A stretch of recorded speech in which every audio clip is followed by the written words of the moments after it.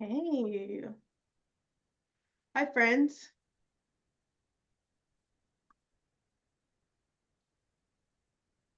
Okay, there we go. All right. Hey. Okay, let's do this. Yeah, let's do it. Welcome back to another episode of Pull Up 3. I'm Jemay, And I'm JayTrent. and today we're gonna get through a couple of things. We're gonna start with Unrivaled, talk a little WNBA, and then talk about this bracket that yeah, we have questions about the bracket. I mean, I have questions about the bracket. So we'll get into that. We're also watching Iowa State and Princeton right now. If you're not watching it, tune into ESPNU. It's a pretty good game. Uh, but yeah, Unrivaled. Congratulations to the Rose for being the inaugural champions. Um, I hate it had to be against my vinyl. They could have lost that first game. We didn't have to do that to me. And y'all was playing serious, and then you got unserious very quickly. Um, but you know what? We're not going to talk about that. Congratulations to the Rose, Chelsea Gray, automatic Finals MVP, very much well deserved.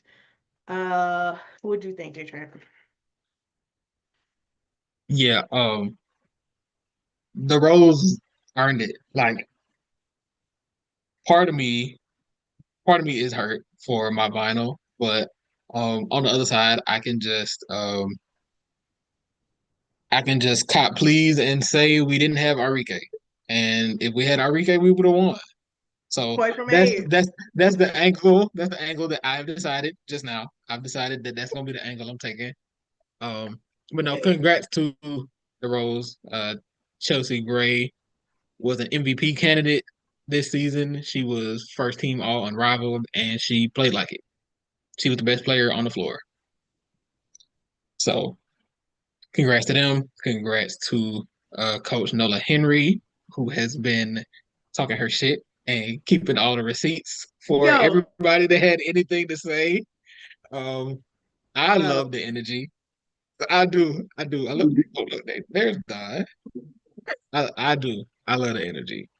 yo, the girl, the one when she like commented, the girl was like yay Nola or something, and she was like, go ahead and delete that tweet with the screenshot. I was like, why would you? First of all, clock her because why the fuck would you do that? But second of all, she funny as shit for that. I was really screaming. Yeah, you know what I'm saying? Don't look.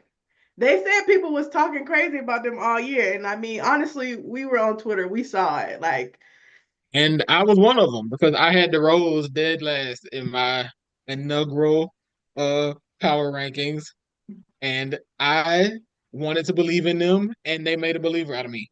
So there you go.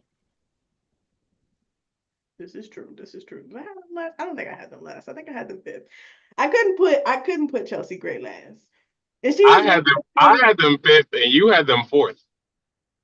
Yeah, yep. it was just See, because yeah, I it was knew. just I knew. yeah, it was just me. So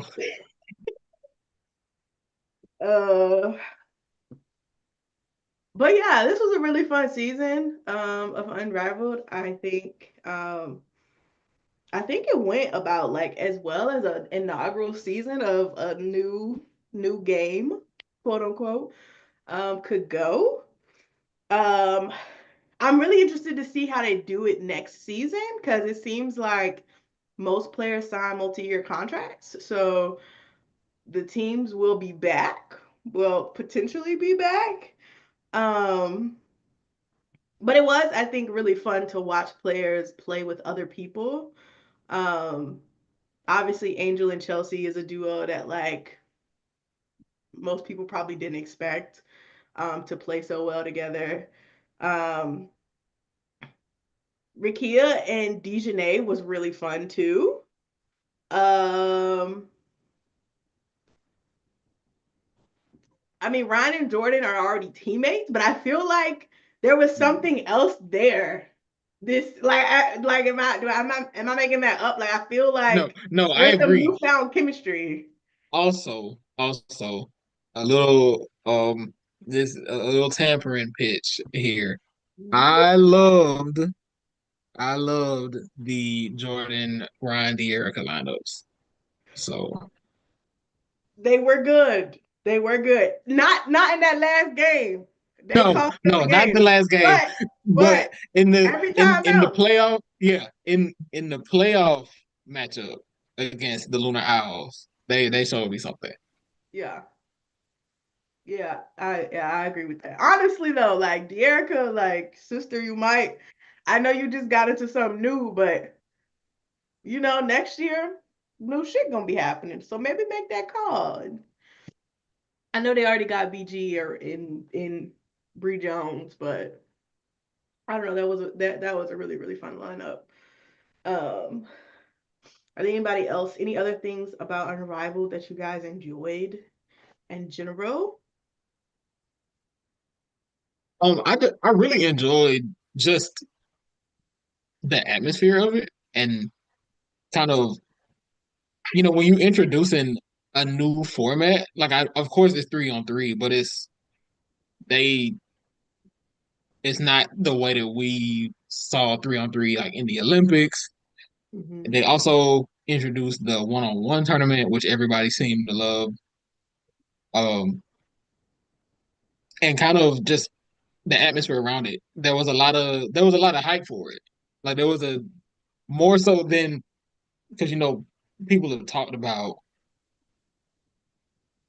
the the appeal of women's basketball and how much it's been growing, and people were wondering if that momentum would carry over from the W season. And I think it's hard to say that it hasn't because it's been. I mean, people were planting their flag, claiming their unrivaled teams, and they kind of hit the ground running. I think that's as good as it is. It's as good as it could have gone for a first season. And then they talked about, I saw TNT was posting about how the numbers for the finals for that final matchup were like up almost 100% from the average regular season game numbers. So even more people were tuned in. So I think they got something there, and I think it's fun to have that stateside 3-on-3 option for the W players.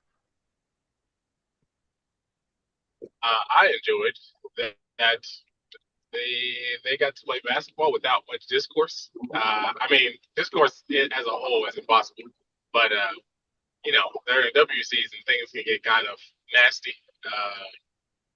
Just nature of the way things are, which is unfortunate.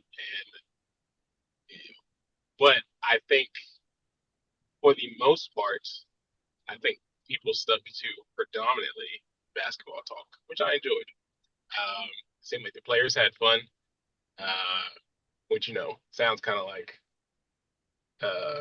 wobblish, but like it seemed like everybody had fun, which is nice. Uh, and you got to see people build up their confidence and work with all these different players and really interact with people we never really expected, and like it like I think one of the funniest ones to me is Rakia and Brittany Griner. Like the fact that they were like They was about to like fight. like they were about to go at it, and then the next thing you know, they're doing TikToks with each other. It's like, damn, this stuff really isn't that big of a deal. But at the same time, it's like it's nice to see that whatever they made amends, whatever it was, and stuff happens in the heat of any sport. Like the emotions fly. Ryan was flicking off officials. Enrique was yelling at people, cussing each other out. People thought she was mean, and like everybody was like, "This is like one of the nicest people ever." It's like emotions just run high in the sport, and like, but for the most part, I'm sure most of these people like each other, and I feel like you really got to see that in Unrivaled. Um, So yeah, I just really enjoy the different dynamics and the confidence that people got to have. Uh, I think like I'm specifically thinking about how like Shakira Austin never really has had like a healthy off season for real, and she finally got to really like play and not have to be rehabbing off something. Uh, so that was nice to see. So I'm excited how this is going to affect her, but specifically. But yeah, this is it was great. This was, I feel like it's not only natural for everybody, so people to have their doubts of something like this, especially in this inaugural season. But uh, there is not much for me to complain about. Yeah, to the Lunar Owls point, obviously they didn't win, but like Fee and the Fee Skylar Diggins Leash trio, like I know, I never wanted to steal from the dream, but Cheryl got to get on the phone. Like Cheryl got to get on the phone, man. Like Leash and Fee playing together was like, Yeah, it I'm was. like we already talked about Leash just being like the perfect player for just like she could just do anything, but like or just fit anywhere rather. But like I was so motivated, like watching them play. I'm like, I'm not even really mad that y'all just beat my team because y'all kind of did it in a way that was like, yeah, we're like y'all really had no chance. Yeah, Um, like, it was like no, they were just better than us. Like that was really that.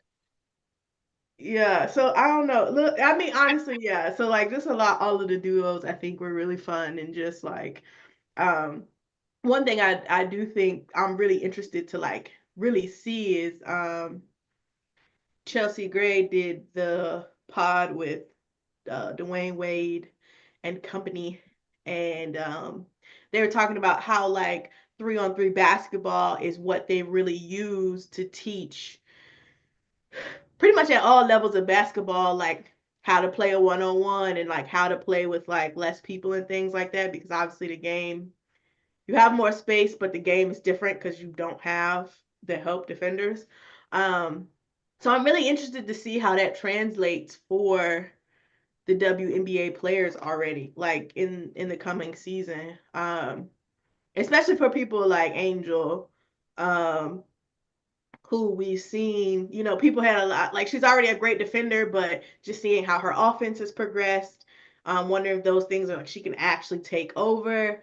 Um, Even Shakira, like I feel like I watched Shakira have a bag. Like I knew she could already like she was really mobile, but like I was kind of like Shakira kind of got like maybe I already understood the Mystics kind of like making her a cornerstone of their franchise, but like I was really bought in. At this point, I'm like, yeah, I don't want to see any more tweets about like her injury history because I see the material Yeah, is there, and so and two, even Aaliyah Edwards, I'm like, I'm bought in. Actually, build around them. I don't want to see nobody new coming in there messing up that flow. Um, so yeah, I think it was really fun for that, and really looking forward to seeing how they all like what they all bring back to their games and stuff. Oh, I just want to say, last thing I want to say about Unrivaled is the Lunar Owls Hootie Hoo celebration is one of the best celebrations in sports. I know them niggas didn't win, and when niggas would beat them and niggas would talk shit and use it, but like that shit fire. Like that shit up there with, I mean, it's like a tier below uh the Orlando Magic theme song for me. Like it's just certain shit that's like I really think about when niggas win and I get excited to hear. And that Hootie Hoo as a team, that shit get me right. I'm like, damn, this y'all figured out something. I feel like they specifically thought of Lunar Owls so they can do that. yeah, and that touched my heart as as an Outcast fan. I As love an to hear. ATL. Yeah, I love to hear Hootie Hoo at the basketball games. So I was here for it. Even when they beat my team, I was here for it. And at least playing for them makes it not so bad. So, and the last thing I want to say is also more Atlanta propaganda. But when Unrivaled starts back next year, Nas Hillman need to be there day one Yeah, clock it. because she showed up. She showed up in the playoffs. I do. That is, I mean, that is a good point, and I'm sure they'll figure something out about like having more relief players. Because even like Natasha Heidemann, like I feel like she was the first one who showed up, and a lot of people was like, "Why the fuck would you invite her?" But she was low key hooping. She was No, getting she down. was. I was like, No, "Oh." she was hooping. And even like I know Benaja got hurt, but like even her little that first game she played, I was like, okay, Benaja, I see what you're doing there. I hope that they're able to invite a few more people, and even if that means like just adding an extra player to each team or something, I think that'd be really cool. Mm-hmm. Okay. Moving on from Unrivaled, we'll stick with the professionals. The Connecticut Sun decided that they were going I to pulled it take up. up New York on their offer. Um, and they traded, New York traded away the number 7 overall pick and a 2026 first round pick for Natasha Cloud. What are your immediate reactions to this news? JayTrent, you go first. Y'all know what my initial reaction was. Um, it was the Liberty finna win this shit again. And I want everybody to know that I said not on my watch. I'm down the street. Listen, Won't happen. listen. I understand, but and it's funny because I saw people were saying, "Oh, it's 2 first round picks. Is that too much to trade for Natasha Cloud? Is she an all-star at this point?" And to me, I'm gonna say no. And the reason I'm saying no is because it's really just it's the number 7 overall pick this year, but the Liberty's first round pick next year is basically a second round pick because the Liberty are probably going to be a top 2 or 3 seed in the W. Could end up being the number 1 seed, so that could end up being the last pick in the first round. Also, we getting 2 expansion teams Mm-hmm. next season, which means that could end up being pick 7 and pick 15. And when you put it into perspective, I don't think that's too much to bring in Natasha Cloud, who at this point in her career, is she an all-star caliber player? No, but I don't think she has to be. Because what the Liberty need is a facilitator to give Sabrina Ionescu the opportunity to kind of get open off the ball. You're surrounding her with just scoring at every level. Because I would assume that the starting 5 would be Tosh at the 1, Sab at the 2, Benaja at the 3, Stewie at the 4, JJ at the 5. And offensively, that's really tough to deal with. And that's also a, I was gonna say low key, it might not even be that low key. Really good defensive lineup too. It is because you can hide the fuck out of Sabrina. Like, And it's funny because I think Sabrina defensively, she was better than her reputation on defense last year. She's not a lot or anything, yeah. but now you don't need her, like you don't even have to have her at the point of attack at any moment because Mm-hmm. you got Tosh up there, you can have Benaja up there, Leonie Feagin can do it if she's coming off the bench. Like, and that's the other thing is New York didn't give up any players in this trade. So now they low key got some depth too. Mm-hmm. They can low key they can go deeper into their bench because it's a long season and they now have the ability to kind of make sure that their players not stretched thin, just trying to get to the postseason. So yeah, I love this move for New York, and I like it for Connecticut too. I think you kind of I don't want to say you were backed into a corner with Taj. I think it was pretty clear that she wasn't interested, and I think that they knew that when they acquired her. Mm-hmm. So to be able to get a legitimate first round pick in this year's draft and be able to bring in some draft capital for next year, I like it for them too. Yeah. I think to the draft capital thing too, I think obviously they probably will be bad. So maybe they'll get the number one pick. But assuming they don't, like now you have two, so if you need to trade up, say like, hey, we really want this person, now you kind of got an option to do that. And so I think I think it's a good move for them. I don't believe in New York still. I will never believe in them. Don't care. I do think it's funny though. Like what I'm really thinking about is the other day when I was looking at the 2023 roster and I was like, how the fuck didn't they win? And I feel like almost this roster is better than their 2023 roster. And they didn't win then. So I will definitely not be believing in them today. So, um, I will say though, I'm wondering if um Stewie had that surgery. So I wonder if her shot will come back, if she'll be better. Mm. Um,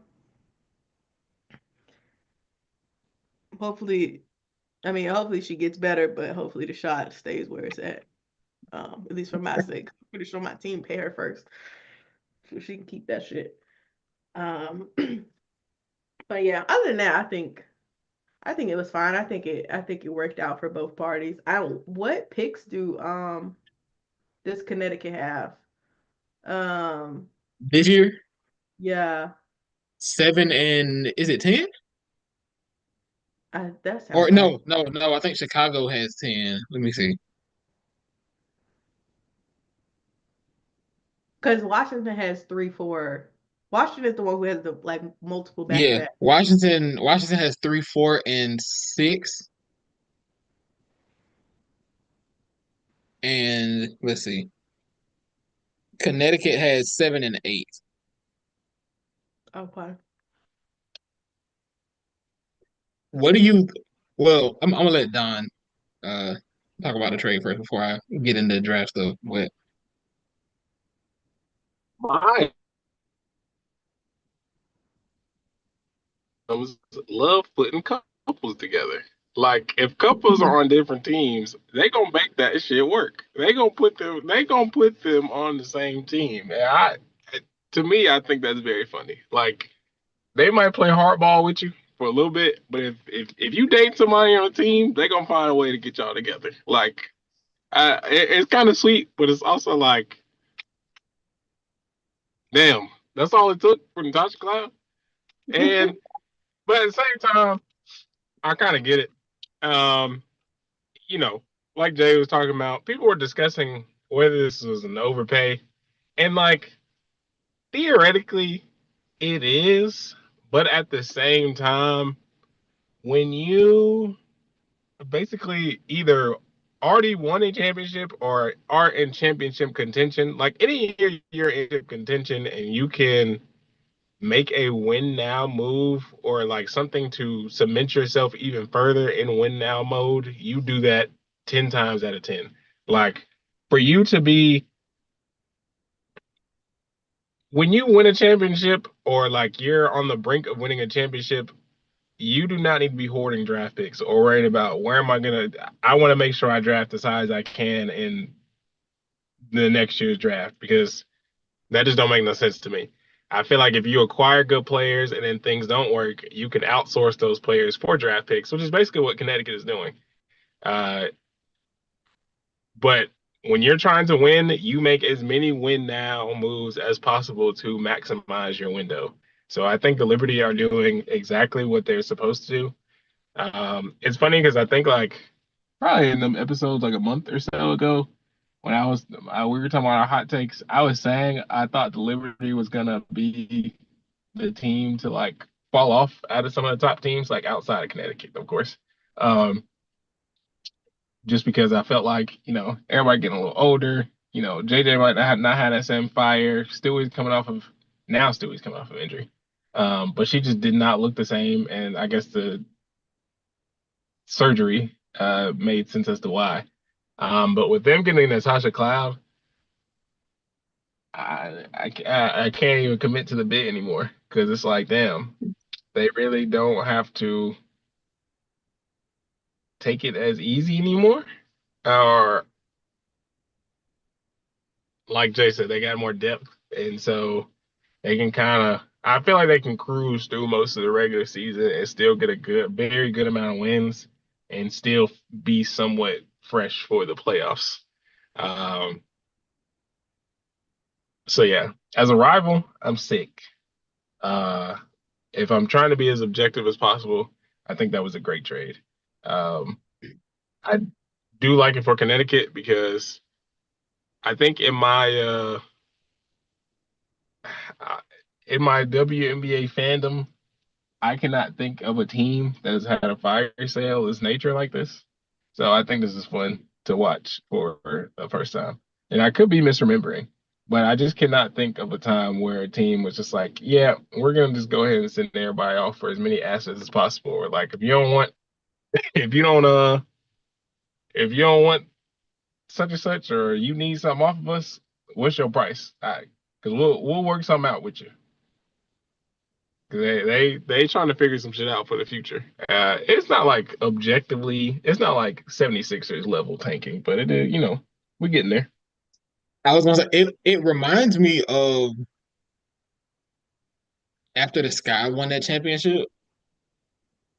Like it wasn't all in one offseason. Their whole starting five didn't leave, but Candace went to Vegas, and then you know Lexi was in LA. and then Ellie It was in Ellie LA. Quigley retired. Um, You said bye, Courtney girl. Vandersloot left, and then eventually Kai asked for a trade, and Rebecca Gart was Rebecca Gardner on the team, or Yes. was that the next? No. Okay, She was on. She no, was I on don't think she after wasn't on. that. She wasn't on the championship team. She was on there the next season. Yeah. Yeah. Yeah, but then Kai got traded last year, and the Sky had a they were like they had 1 year of rebuilding, and they was like, nope, nope. They're still rebuilding. They just I mean, they they are, but they got they like, lucky with yeah, Angel. Like yes, Angel. I mean, like I feel like we all knew Camilla was gonna be the girl, but like Angel, like sped their shit up yeah. completely. I remember before the season when we were doing mock drafts, I was like, I really want Angel to get to Chicago. I remember I was like, I just want her to be able to learn under E-Will defensively. Like I Hmm. just wanted, like I wanted that for her so bad. So for that to have panned out, and for her to already be as good on defense as she is, Hmm. it did kind of they did get lucky a little bit, and they were also saying we might not have exactly what we want yet, but we're going to have an identity going forward. Yeah. And I think that's the right way to go about it. Yeah. um. Oh, Jay, what was your question? Oh, I was gonna ask, what does Connecticut do with the 7th pick? Girl, I don't even know who coming out. Look, Oh, that's true. if Michaela Timpson on the board, go get my sister. Go get my girl. Fuck. I need to see who on I need to see who on there. Who all available. I hate looking at these draft boards because they always terrible, but Yeah, they get no, draft boards at this point, like especially when nobody knows who's declaring, the draft boards be all over the place. I feel like they should be getting better by now. Oh wait, I think Mark did one. Hold on. Who's on the Sun right now besides Marina Mabry? Maybe. Tina Charles, Diamond Tina, DeShields. Diamond DeShield. Um, Okay, they made so some Layla Khan, Olivia Layla Nelson. Khan. oh yeah, oh no, can't forget my girl. You know what? I am excited. I need to see what Tina gonna do for her because Listen, it's. Connecticut might I be think League Pass it's All big. Stars. They are. No, they are. I like. I don't know if they're gonna be good yet because they got a new coach too. Like Yeah. I don't know I don't what even need I don't them know to be what. good. I need them to just get the reps in. Team, I need to see something. teams with nothing to lose are uh are very fun to watch for me. And like especially because, we talk about this all the time. You could be like WNBA teams going from good to bad to great, whatever can happen in one singular season. And Mhm. like they might not have the greatest talent ever assembled on their roster, but at the same time, like right now was looking kind of solid. And they will be in some games. Like Tina Charles will make sure they're in some games. Yeah, I think something that people might understate when it comes to the W is the bad teams are the bad teams just need a piece or two. Yeah. So like even if we feel like the Sun are going to be one of the worst teams in the league next year, that don't mean they're going to lose by double digits every game. Like they're going to have some shocking wins, and they're going to be a tougher out than people are probably giving them credit for. Same thing with I mean look at LA and Dallas this year. Mm-hmm. They got their ass up for LA got their ass up for the fucking Aces and Dallas. They picked random teams they wanted to beat. I'm like, y'all being for real? You don't know who it is gonna be today, but somebody getting it today. So just never know. Fucking Washington decided they wanted to make a playoff run. Like, sister, sit down. And they still Washington was up like Washington was 0-12 and almost made the playoffs. just very unserious basketball. Um, all right. At this draft, I'm looking at marks he did. This one is from October 2024. So like kind of old. But some good picks here. At 7, he has Georgia Amore. Okay, wait, I'm gonna just go through his first 10. He Mm-hmm. has Paige, Kiki, Malonga, Citron, Cheyenne Sellers, Sanaya Rivers, Georgia Amore, Delia Daniels, which is an interesting insertion. Love that. Um, Anika Salto. She's German. Sorry, don't know her. Oh, Serena okay. Sundell. And yeah. He has Madison Scott at 14, KK Timpson at 15, Bree Hall at 17, Taylor Theory at 18. The W though, they really got to get out of their like short people tax thing because Tina Pow is at 21, and JJ Quinterly is at 38. I think, and both of them are necessary. I'm sick of it. I think you said that was in October. Yeah. I think Tahina's a first rounder now. She should be. I think she is. Nobody on this list is as automatic as Tahina. You got She has James Hers is gonna go up for sure, but she's a little Isaiah James might be a late first, early second, if I had to guess. But I think Tahina is a surefire first rounder now. I'd pick her up. Shit. Look, Washington. I also think Sania Rivers is going to be a first rounder. I know that she has concerns about the jumper, but I think she'll be a first rounder too. I ain't worried about it. The midi work. That 3-pointer, we'll work on that. But the midi work. Some team. I think her shot selection has gotten so much better. Like, yeah, her sister can see the game well. Like, yeah, I think she'll be a first rounder. She was at that 3-ball in the ACC tournament. And defensively, and he said that she was hitting it in the ACC tournament. And defensively, she's just she might be a special defender, honestly. So I wouldn't be surprised. I think she goes in the first. She feels longer than 6'1", to be honest. Yeah, she does. So I found a mock draft, and that's from Bleacher Report. So but they going to prison, but continue.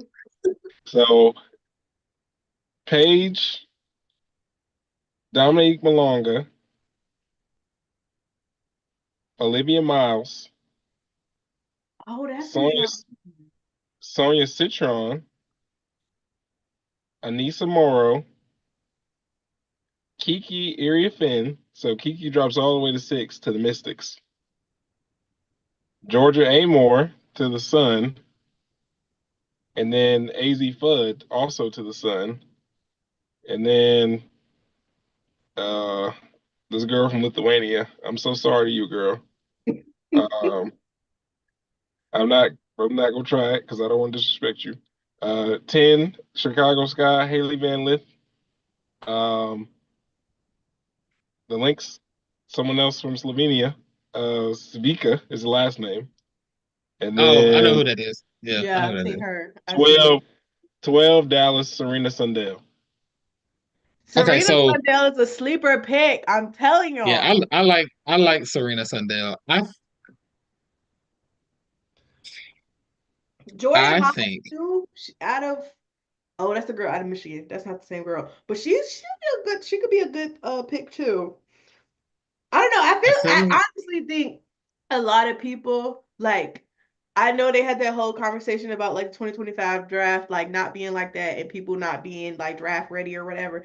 But I feel like there are so many people in this group that could very well like fill out some teams really, really well. Like they're like that kind of glue piece that you need to put them together. Like you can't tell me Taylor Theory would like not eat on somebody's team. I don't know what she gonna do, but 3-and-D me, come on. Like you can't. I just I see it. This might be. I was gonna say it might be too early for me to call my shot here, but I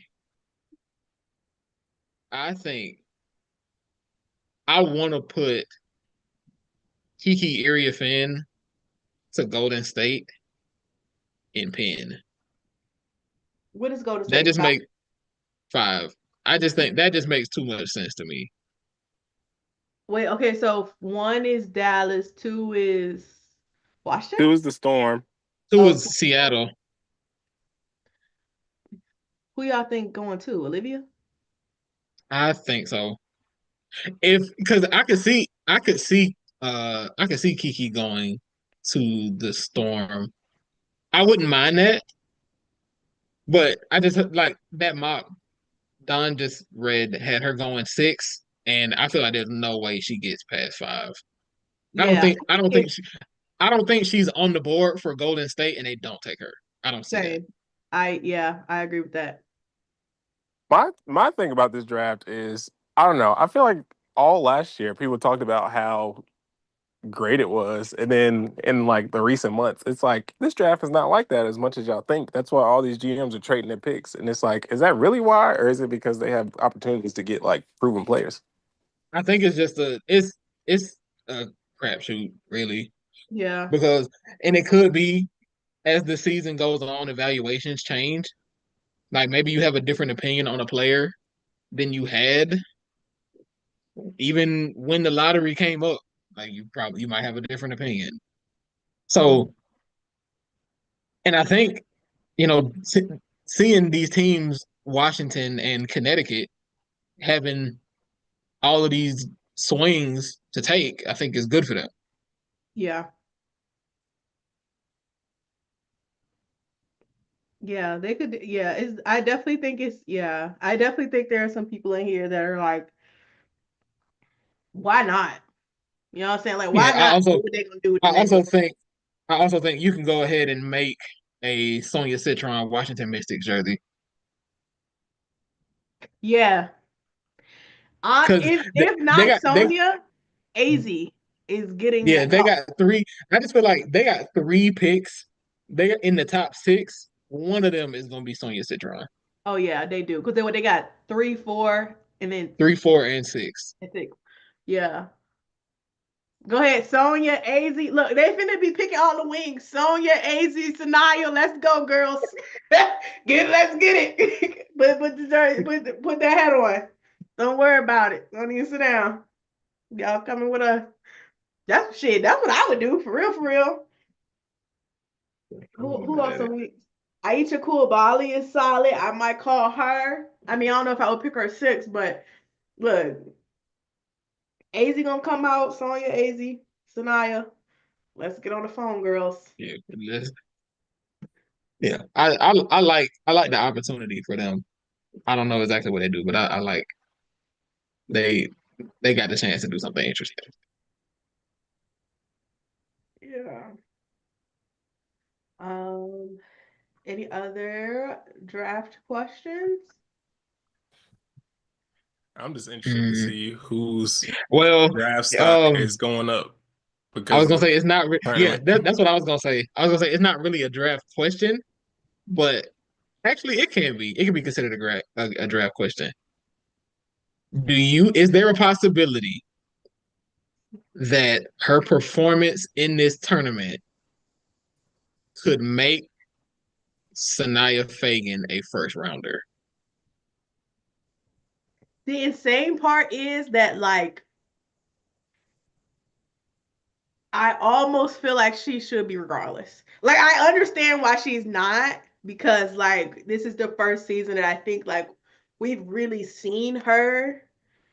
Um, we've really seen her, like, really play to her capabilities. But the upside swing of her to me is like, go ahead, get on, like, she I can shoot, she can defend, she'll rebound. Like, listen. she's what, 6'2"? I think so. She's long, she's coachable. Like, If I'm being honest,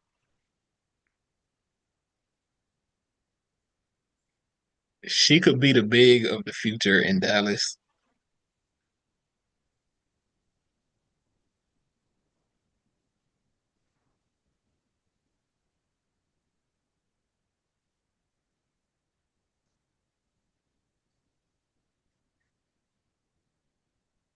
Another place I wouldn't mind seeing her is Minnesota. she plays well off of scoring big. Absolutely. Cheryl, get on the phone. That's who Fee needs. I mean, they're both kind of small, I guess, but like,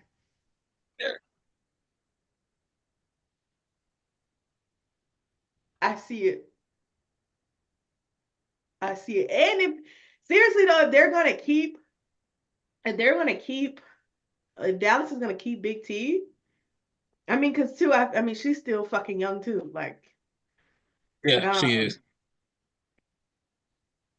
and you can convince her to be a scorer. Come on, like, and you know Sania can get the post entry pass. It like Sania is listed at 6'3". yeah, I So like I'm that. looking at this draft order. I see Minnesota has 11 and 15, and also Dallas has 12 and 14. Look, I think So she'll be available. yeah, Like, I wouldn't be surprised if she ends up in one of those two spots.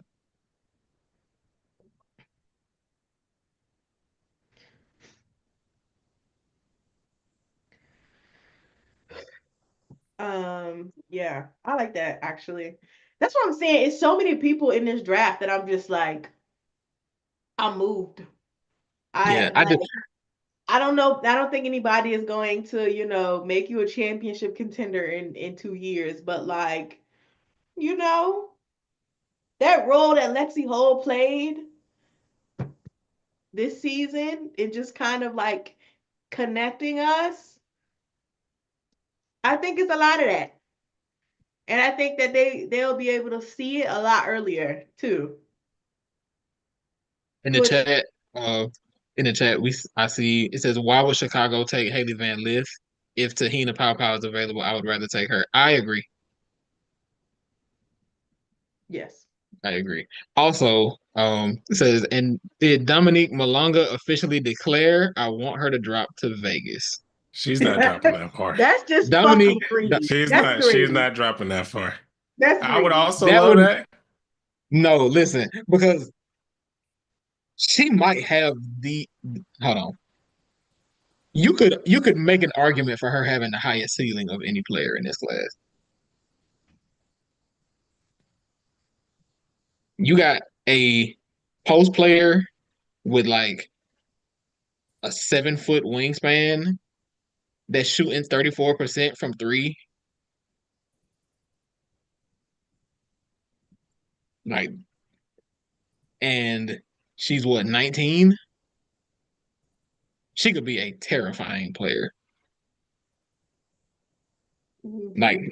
the ceiling is so high. Like you could make an argument for her having the highest ceiling in the draft. If you're Dallas, you can't justify taking her if Paige is there because don't overthink it. But Yeah. she could be that good. Yes, I agree. Also, what I learned about the overseas players is that they don't declare like just once they're of a specific age. Essentially, they just be writing them in. They don't. If a team call your name and you of age, they get your rights. So, Gotcha. Oh, which I think is so crazy, but okay. still, that's how it works apparently. So Sammy in the chat says, I mean, I want Sania Feagin to drop to Vegas. Oh, Now that Oh, now that's that less could greedy, but still, that was but it's possible. It's possible because it's possible. Vegas has pick 13, Yes, or 14. I think. Let me see. No, it is 13. It is Sammy, 13 you speaking my because language. it was 13. Vegas does have pick 13. It was part of the Kelsey Plum trade. I say yeah because they couldn't decide. People couldn't determine if it was a first round pick or the first or the second round. But I was Right. like, they move it down, so I don't know. Either way, yes. So that Sania could end up with the Aces. That's greedy, but I love that for my Sammy, you sister. speaking my language. I love that for her. I honestly, I would accept that actually. Thank you, All Iowa right. State, for not pissing me off. Oh, they won Iowa the game? 5-5. Delete the tweet, girls. Okay? Delete the fucking tweets. Y'all was sitting here typing up Audie Crooks makes the Iowa State team look bad. Let me pull up the stats. Hold That's on. such a silly Let, let, let's hill pull to up the die See, stats. on. so while Jemay is doing that, Don, I can tell you what we were talking about before we went live. I was saying you can make an argument that Audie is like if she can't get to her spot in the post and she's off balance, you could argue that that kind of leads to a struggle for the offense. But to say that she's the reason for the team struggling just feels like a stretch to me. Like it Also, doesn't how that often doesn't does she add. struggle to get to her spot? That's one thing, but the other thing is now early on, like towards halftime in the second quarter, a lot of her shots were off balance, and even like the first couple shots in the third, but it was never a thing where I felt like she was the reason the offense was struggling. It was really because if she's passing out, like she's not a great passer, but if she's passing out to double teams, you need players to knock shots down. And that was really the issue. Iowa State just wasn't hitting shots in the first half. Well, in the second quarter. Because let's be clear, Audie Crooks had 27 points on 12 of 21 shooting. Your fave could fucking never. Let me say it again. She had 27 points on 12 of 21 shooting. Your fave could literally never. And I do mean never. Like at halftime, I think she had like 14 or 15, and she was shooting 5 for 11 or 6 for 11. 5 for 11. She was 5 for 11. The only other person, and Addie Brown was 6 for 10. She finished the game 22, 7, 8 on 9 to 16. Again, your favorites could never pull that off. The rest of the team won't hit shit. Emily Ryan was 1 for 6. Actually, she was 0 for 6 at halftime. She ended the game 4 for 11. So yeah, when your lead point guard start hitting shots, the game started to look a little different, okay? And even when they was down, when nobody was hitting shots, they was down by 10 points, 12 points. They hit 3 shots in the third quarter and that was gone. Like, don't piss me off. Don't piss me off. Stop. Don't ever disrespect Audie Crooks. You can say whatever you want about her, but your bigs can't stop her. Okay? She averages 24 points a game this season. You actually can't say whatever you want about Audie Crooks, actually. Jemay and I are starting the Audie Crooks Defense Force. Because you will be jumped. And honestly, I really need to go back and jump that man who made that tweet. Because don't piss me off. Like, why would you even, like, you watched her teammates not hit a fucking shot, and the thing you gonna say is, Audie Crooks just really affecting this offense. Like, this team is bad because of her. She the leading fucking scorer. Like, It's crazy because, like, even like watching them play Stanford last year, she shot like shit, and at no point did I was like, they're losing because of her. Like, exactly. that thought never crossed my mind, and she missed so many fucking shots, and at no point was I was like, yeah, this is directly her fault. It's like she didn't take no shot that I thought was crazy. She was doing what she was supposed to do. Kiki and them was doing what they were supposed to do. She got Cam Brink fouled out. Like she did exactly the thing. I mean, she just could have scored a little more, but it wasn't her fault specifically. Absolutely not. I don't. And the She sister, plays my sister basketball dropped the right way to me. she dropped a 40 ball the day before. Sorry, somebody else needs to clock in to work. I don't know what more you want. Hello? Like she just got the Like upset year. the day before. Respectfully, keep it to yourself. Anyways, let's look at the bracket. Southern, come on, let's lock in, sisters. But yeah, let's look at the bracket. Do you have it pulled up, Jay, or you want me to pull it up? I'm pulling it up now. Okay.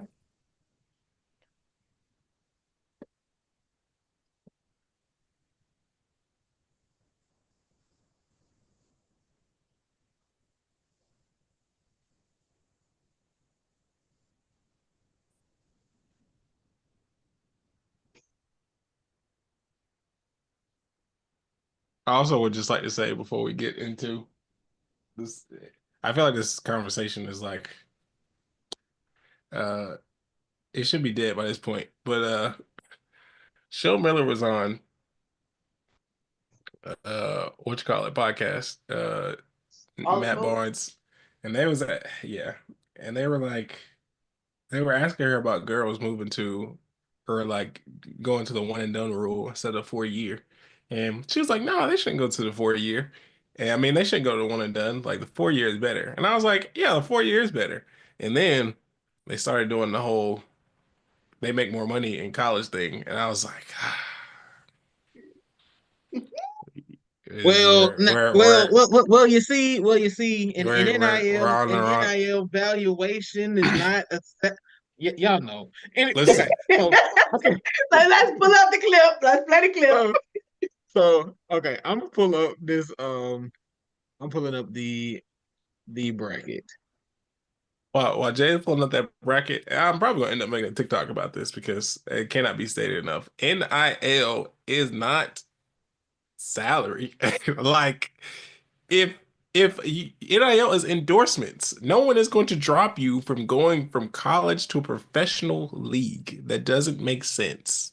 You may just because if you're making a mill in NIL, you will be fine when you go to the pros. I promise. If anything, you could be sponsored by more things because you're out of college. You do not make more money in college. Like you just don't. Yeah, we already have the clip. I'm sure we can go find it. I just needed to get this out. I know we got it. I needed to get this out of our heads. Okay, so what region do we want to look at first? I just need to make a general comment and say I stand beside Dawn Staley and Lindsay Gottlieb, and really Niele Ivy should have got on there too and said y'all got us fucked up. And okay, now we can start. Yeah. Okay. We can go 1, 2, 3, 4. All right. So let's look at region 1 then. Let me see if I can. All right. 1 seed UCLA, 2 seed NC State.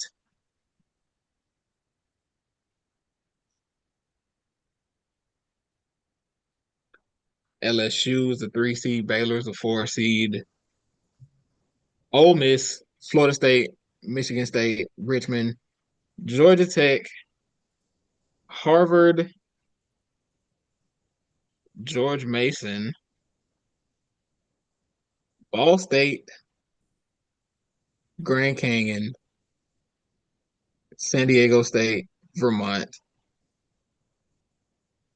UC San Diego, and Southern. They did a have job at that because I was like lost as soon as you said the 3 seed. I said Georgia Tech, and then I was like, that is not right. At a certain point, I was like, oh, this nigga going off the dome. So UC San Diego and Southern have not played their play-in game yet, correct? They're playing right now. Okay, they're playing now. So,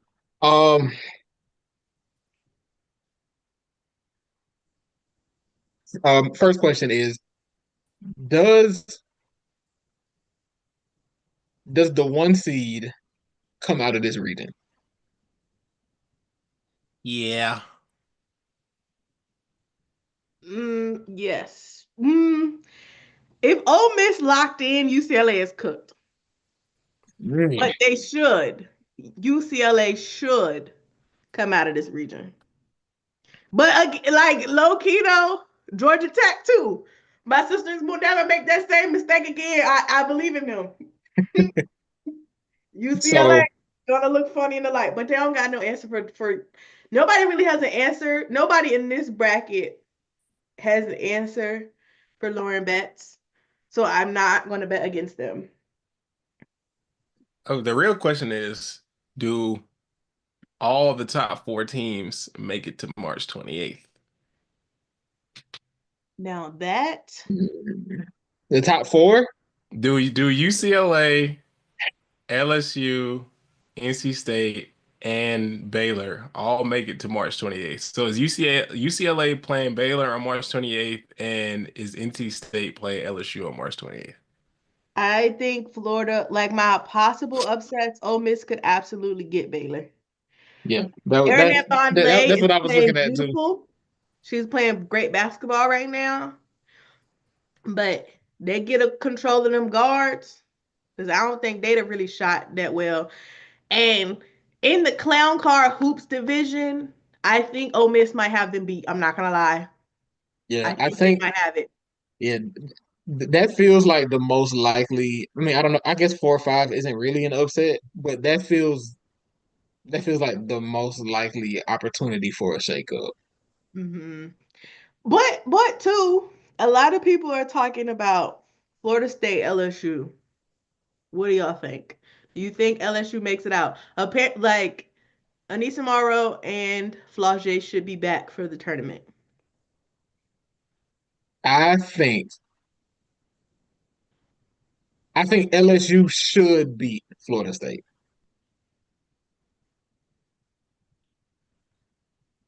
Don, what do you think? Because you didn't believe in LSU previously, which rightfully so. Don, I'm not gonna let them jump you. They they just do funny stuff. Like they should.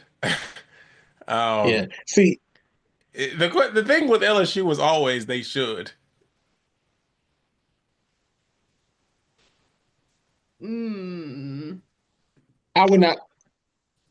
I want Florida State to beat LSU. You know what? You know what I want? I want I want Harvard to beat NC State because I think that would be hilarious. Glad you I'm said gonna be that. I'm glad quiet you on said that. that because I'm gonna be I'm glad you quiet. said that because we got to walk this back just a little bit because you weren't here when me and Jemay were talking about it, but I asked. I think Harvard over Michigan State is going to be a popular um upset pick It in is the a tournament. popular pick. Yeah, I think Harvard over Michigan State is a popular pick. And I'm leaning towards picking that, but Jemay made a good point because she said Michigan State might just outmuscle them. That's fair. Harvard ain't no hoes, but like Michigan State gets down. Like they they had UCLA on the edge.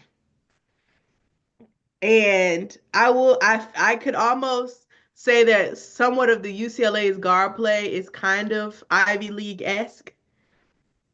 And so I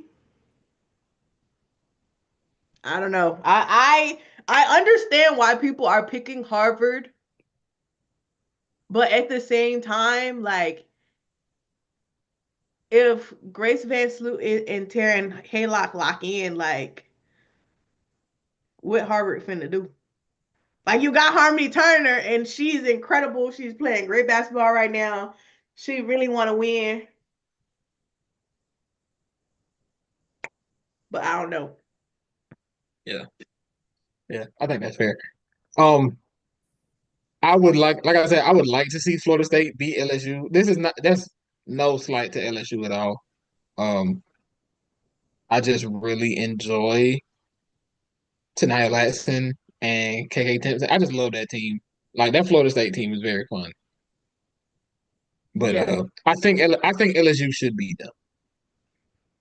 I think it'll be interesting too because assuming both teams make it out their first round, they should. Both of them are kind of coming off of like losses. Like Florida State and ACC tourney did not look good. LSU did not look good in the tourney either. Um, and so in the SEC tourney. So I think it's really gonna be like a battle of wheels of like who wants it more. Granted, it is at LSU's home floor. So I think that gives them a little bit of extra, but I think Florida State can be a team that like barks back essentially.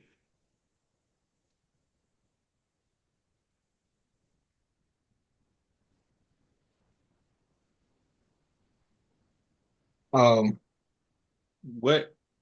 Oh, go ahead, Jay. no, I was trying to think if I had another question about this region before we went to the next one. Go ahead, Don. So, what percentage are you giving the chance of an NC State and UCLA uh final? Uh, That both of the percentage that both of them do their job. yeah. Mm, 60.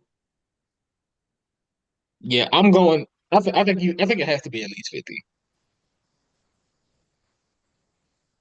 because I feel like they should both be favored in every game that they play. Like, The NC State LSU matchup is the one that like yeah, really intrigues me. Um, because they both are kind of teams that like they're kind of vibes based. Not gonna lie.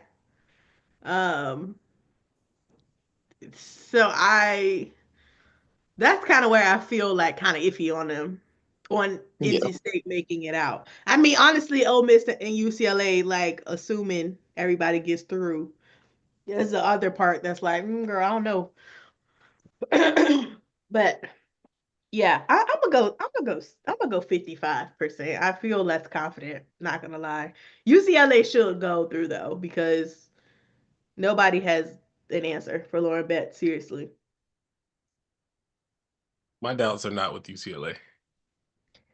But NC State is Isaiah James gets hot, you're cooked. But that's why my doubts are not with UCLA. Oh, I mean, what? If Isaiah James heat up on UCLA, They're done. Unless yeah, London Jones heats up too. Like unless we're going band for band on the heat up, is I don't know. I don't know. I it's don't know. just like I'm just thinking of the ACC tournament, and I'm like, if Isaiah James is frying UCLA face off, and then she just stopped, what's Westmore gonna do? And See, then it's that's when you're. But really, I mean, really, if Sanaya, Zoe, and Isaiah clock in, UCLA might be cooked. I And would honestly, I Sanaya been clocked in for a little minute. She been clocked in. I would love to So see uh NC State beat UCLA.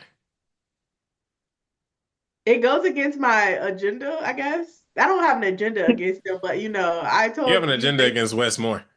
I do. They're so hot and cold though. They're so hot and cold. And it's like I really just genuinely feel like they should not be hot and cold like that. But I honestly I love an underdog moment. So prove me wrong. I win either way. Because I'm probably gonna be like rooting for them if they get to that point. Like I need to see something. Um, but I don't know. I'm interested to see who shows up though, because I think that is gonna play a big part in how they move forward. Are we on to Birmingham too? yeah. So I'm gonna read off the seeds real quick. Uh, South Carolina, South Carolina's 1 seed. Duke is the 2 seed. North Carolina is the 3 seed. Maryland is the 4 seed. Alabama is the 5.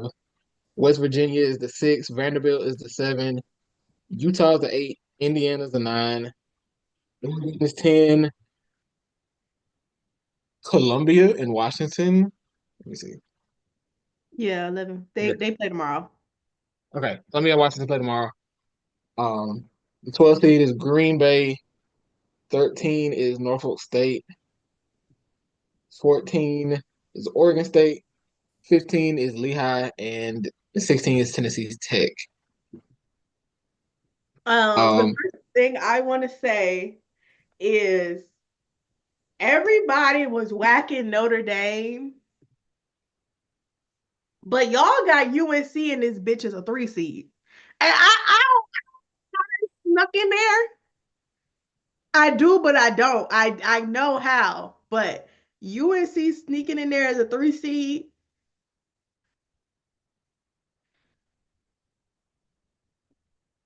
I'm not. I don't like it.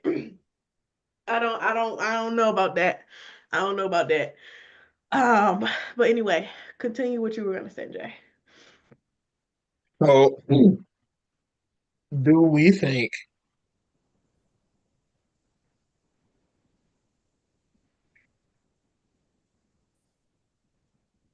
what is the most likely upset pick for round one? North Carolina losing to whoever before Duke.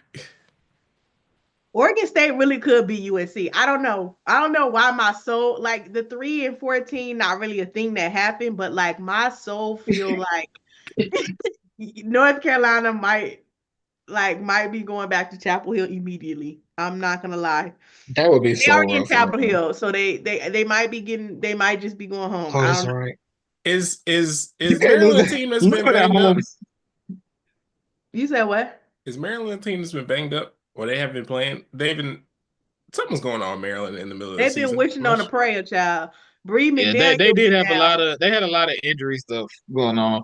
But I But think everybody excited besides Bree McDaniel is healthy. So yeah. they should be okay in theory. But a lot of people are picking Norfolk State to upset them. And no shade to Norfolk State. I love them down, but like, why are we doing that?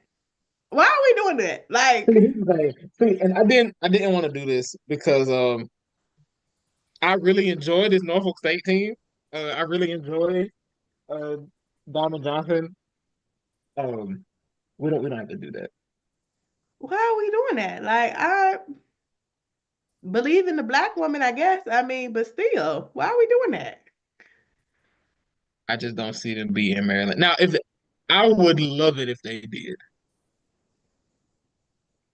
Actually, no, I would love it if they did. My feelings would be hurt because my Terps, but I would love it if Norfolk State was able to pull off an upset. I'm glad that they gave them the 13 seed and didn't just drop them Yeah, in at 16. I agree. Like they earned that. That was a great game, by the If they way. gave them the 12 seed, Alabama might be cooked. I ain't gonna lie. I ain't gonna lie. That's what they should have got. Putting them up against Maryland is nuts. But Alabama, they might could have got them. I ain't gonna lie. So I feel like it's safe to assume the likelihood of the top 4 seeds making it to March 28th is a lot less likely in this bracket than compared to the Spokane one. Yes, I feel in like my opinion. I think I might be more confident in North Carolina losing to West Virginia than I am in any upset in the first region. Oh yeah, I don't really think UNC making it to the Sweet 16. If they do, honestly, maybe they do need to give Courtney Banghart a raise. Because that them shits was not in her favor. I ain't gonna lie. I Yeah, feel I don't believe like in them making it out. Not gonna lie. I, I feel like South Carolina's about to go on a belt to ass tour. And putting them people not making them people the number one overall seed is crazy. It's funny It's that crazy. I'm that sorry. that it's funny that that was a thing, but I do feel like this bracket is easier than UCLA's. Like it's Everybody like is saying that, but I think if you swap South Carolina and UCLA right now, the only team in Spokane one that I think South Carolina could have a problem with.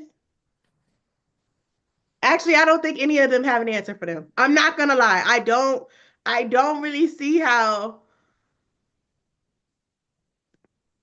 two is easier than one. I don't really follow that. I don't because I feel like Duke is a tough team.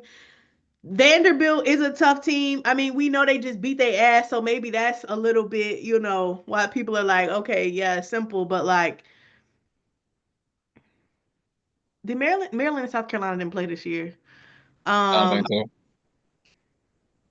Yeah, so they get to the Sweet 16 and they have to play. Okay, I mean they already beat Alabama, so it's like I think this one is only easy because it's South Carolina. I don't think it's easy because the teams are easier. I just think South Carolina has beat all these people ass already. So it's really no like That's a bar. they can't skate. I mean, they ain't gonna skate through, but they gonna skate through because they already like it already happened. Yeah, no, I think that's a valid observation. Because I do feel like you said, like if UCLA was in Birmingham, they'd be like, South Carolina got it so easy. Yeah. Because I feel like you put UCLA up against Duke, like, girl. Like, I don't know about that. Like, I don't know about that one. Like, I mean, again, Lauren Betts, I've never betting against my sister, but Ashlyn Jackson know how to hit a timely shot. Okay. Alucia Connor was in her deepest bag. I don't know.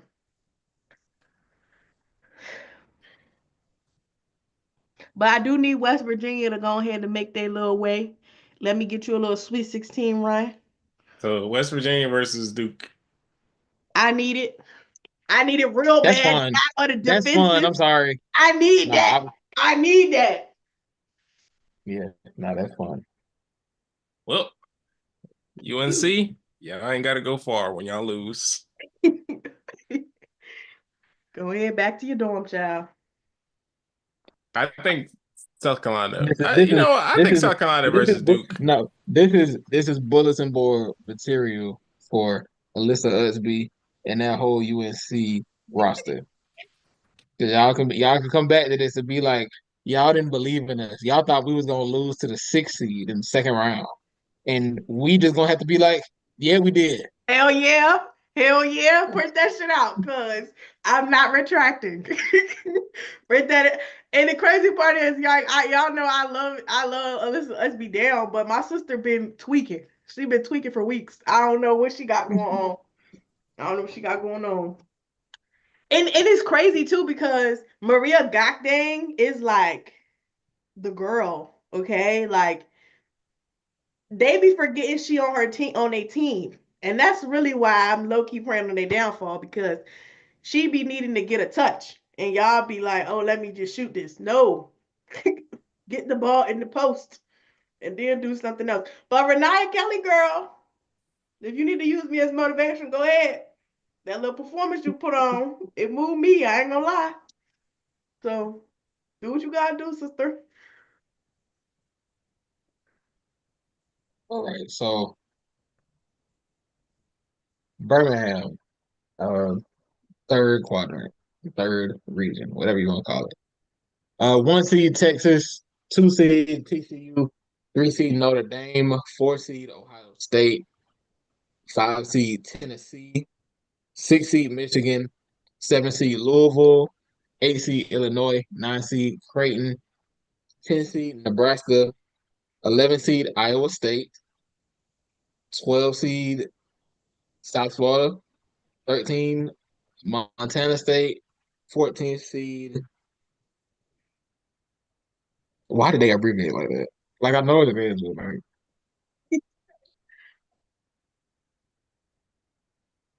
SFA.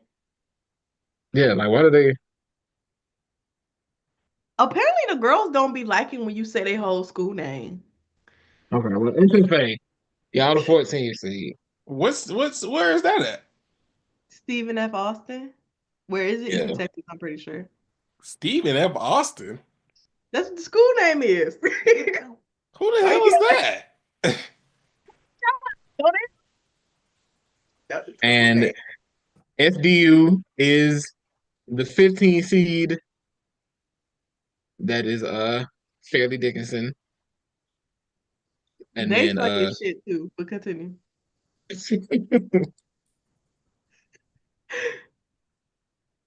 Stephen F. Austin, often called the father of Texas. And William and Mary and High Point, they play tomorrow for the 16th seed. Yes, William and Mary, let's go, sisters. Let's clock in. You already on a Cinderella run. Let's keep it going. Let's keep it going. Yeah, like for people who did not watch the CAA championship, William and Mary was a 9 seed. They were That at was 9 so fun. seed, Like bro. And they won 5 games in 5 days. And I'm pretty sure they came back from being down in that game, in that championship game. Like Them niggas beat A&T, and I'm kind of sick about it. the crazy part is I was watching the championship game and I kid you not, as they was like giving the lady the trophy, I started crying. I'm like, what the fuck I'm crying for? I don't even like I ain't never watched these girls play before 2 days ago. Fuck am I crying for? But I was like, this is beautiful.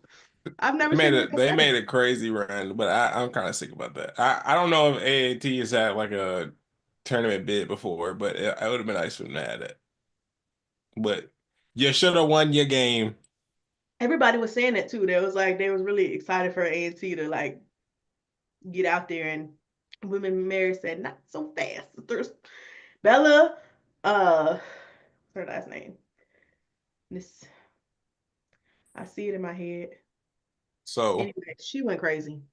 what's But our most likely upset in this bracket? Texas, you're cooked. No, I'm just playing. Not yet. But you are. You will be cooked. Don't worry, but don't worry. Okay, so do we think that does Texas get to the Final Four? No. Yeah. I'm not believing in them. I'm sorry. I don't. This, I but feel you know what though? This bracket is clown car hoops. Okay. And who is the best clown car hoops out of this group? Notre Dame? Ohio State. Ohio State. Ohio State. My So Buckeyes, my Buckeyes. I am back. I'm back on y'all side, and y'all escaped Duke this year, which means no we got a Reagan better. Richardson revenge game. But you know what though? It's nasty because they really could get the Jewel Spear game or the Oh Test no, Gardner they game. It absolutely. could be Oh, cooked. they got Tennessee though. Yeah. That ain't no better. That ain't no better. I'm Yeah, sorry, y'all. assuming they get through South Florida, that's gonna be nasty. That's gonna be nasty.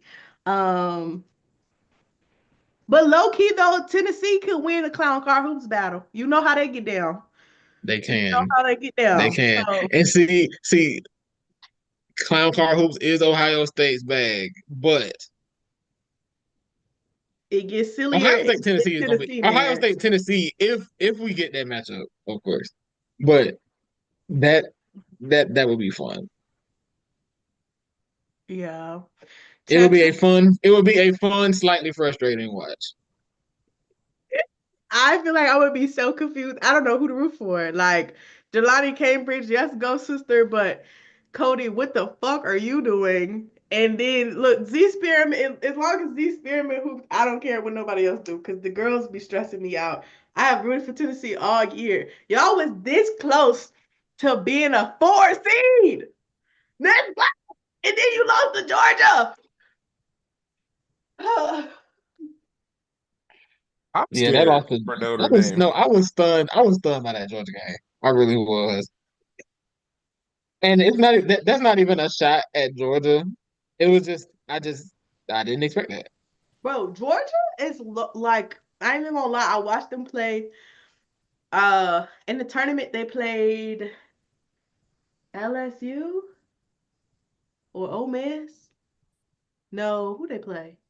It was Mississippi State. I don't know who they played, but I was like, damn, this team kind of good. Like I mean, I see kind of how y'all beat Tennessee. They locked in for a little second. Um, but yeah, so shout out Georgia. Um, Texas probably gets to Sweet 16.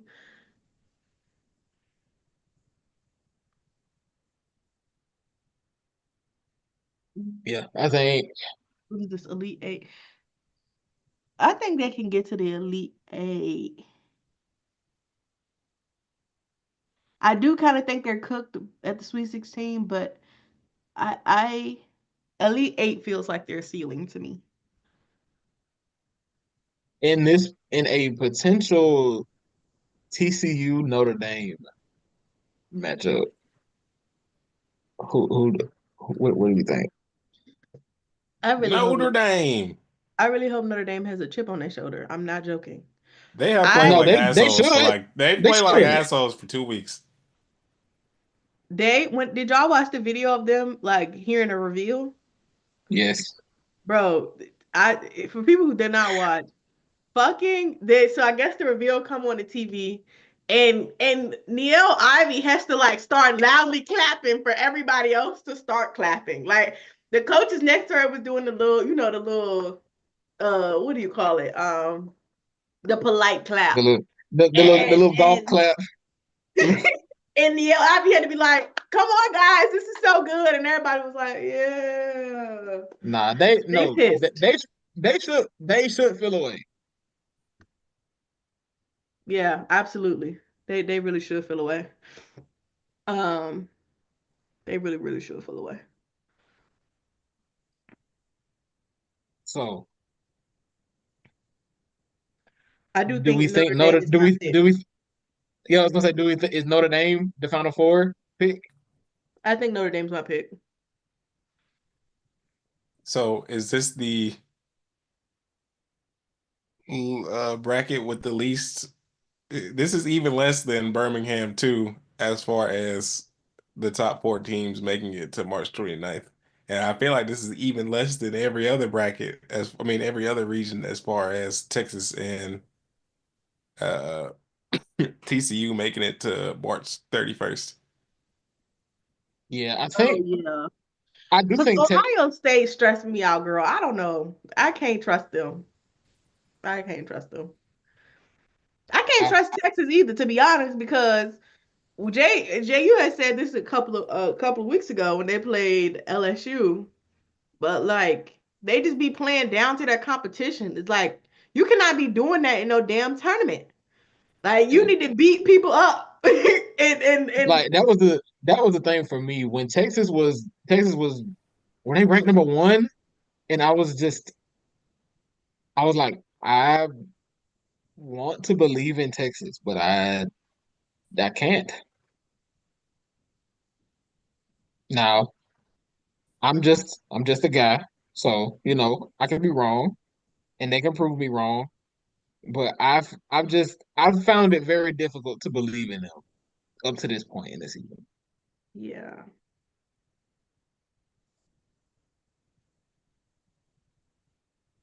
All right. We got one more region. Spokane, region 4. One seed USC, two seed Wait, is hold on one UConn. second. Hold on, Okay. Jay. Sammy said, win or lose, does Olivia Miles need to have a good tournament, or is she getting drafted top three no matter what? I think she gets I top three I regardless. I think so. I think she goes in the top 3. Like I feel Notre like Dame. if I think as long as they don't lose like the first round, honestly, I feel like as long as they get to the Sweet 16, people are gonna be like, oh, okay, like they did it, they tried. But yeah, if they get anywhere beyond that, I think their PR goes back to normal. yeah, I think it could get to be as high as I think Olivia could be as high as the number 2 pick reasonably. I see that the draft people are speaking of which we're about to get into this last region. I've seen Kiki Iriafen get back up to as high as 3 on people's boards, where she was like close to the consensus 2 when the season started, Yeah. and you know, ebbs and flows of a season and all of that. But she's worked her way back into the top 3, which I think as a prospect she probably should be. I think you can argue that you kind of know what you're gonna get from her from day one. So does Kiki have the most to win and or lose. I don't know why I said win or lose in this tournament as far as In her terms play. of her, in terms of her So, stock, yes. in terms of top 5 picks, yes, Okay. I think I'm because I sure feel like there's a random senior that can go crazy that can like take themselves from like not being considered to someone being like, I'll take a chance on that. But I'm thinking as far as like first round players or specifically top 5, it's like if she plays bad, she's probably dropping to 5 or 6. I think if she plays really well, I think Seattle might swing that. yeah, I still think 5 is the absolute floor for her. I say, yeah, I don't know. I don't think she really has anything to lose. I think a lot of people are being dramatic. I think honestly, all the team PR shit has been so dramatic. Like the Notre Dame thing, which I mean, I kind of said it before, but like even them falling to 3 is fucking insane. Like putting them behind TCU. Like, didn't they beat TCU? Yeah, Like, I don't understand. That's the biggest. Like, of course, I also felt like South Carolina should have been the number 1 overall seed, but I don't understand Notre Dame as a 3 seed. I just and the lady gonna say, but this is the thing that's really, really pissing me off, right? Because the lady goes, well, Notre Dame falls because other teams did better. And I'm like, okay, so Notre Dame was a 2 seed. So instead of Notre Dame, you picked UNC, NC State, and Duke. Duke moving up to 2, I'll allow it. They showed us some in that tournament. But UNC, they beat Florida State, which if you watched them previously, the last game they played was close. So that really shouldn't have moved them one way or another. And they looked crazy against North Carolina State. So I don't know how you would even say, yeah, that moves them up some. And then NC State, I mean, I guess they was the runner up, so you keep them at 2. So I don't understand how you would then say, well, Notre Dame did. Who was the last 2 seed? UConn? UConn.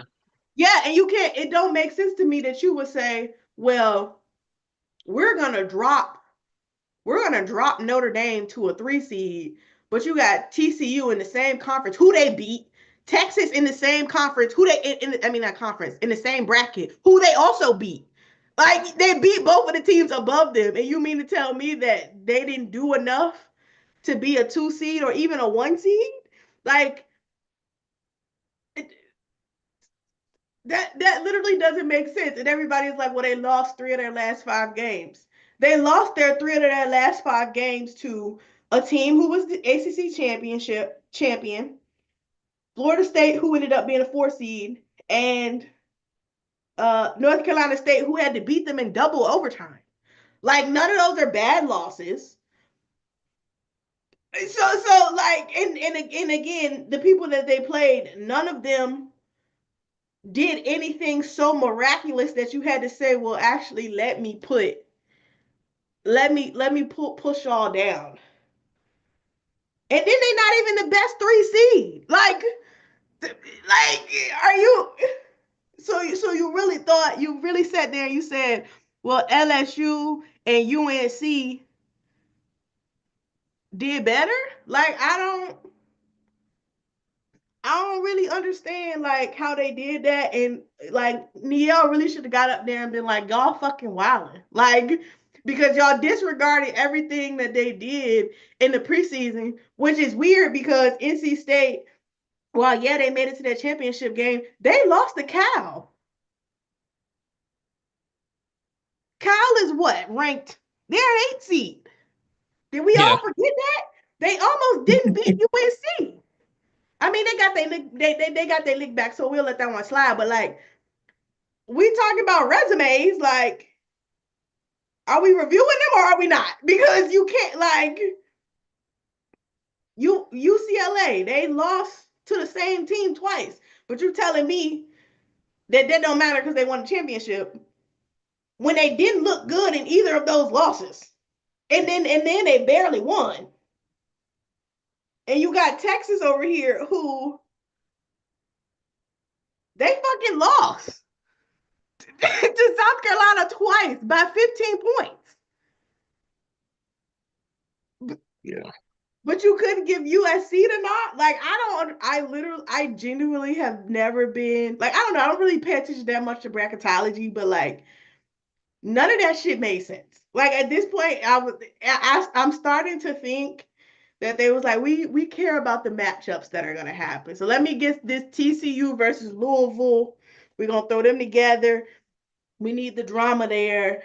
USC got to play UConn, and we can't really move. If they put them both at 1 seed, that's not going to happen early enough. Like, there's no way that they did this off of, like, fucking merit, because none of this shit makes sense. Especially if you're going to look at the whole body of work. Like, none of that makes sense. Yeah, I'm with that. Yeah, I was confused by that.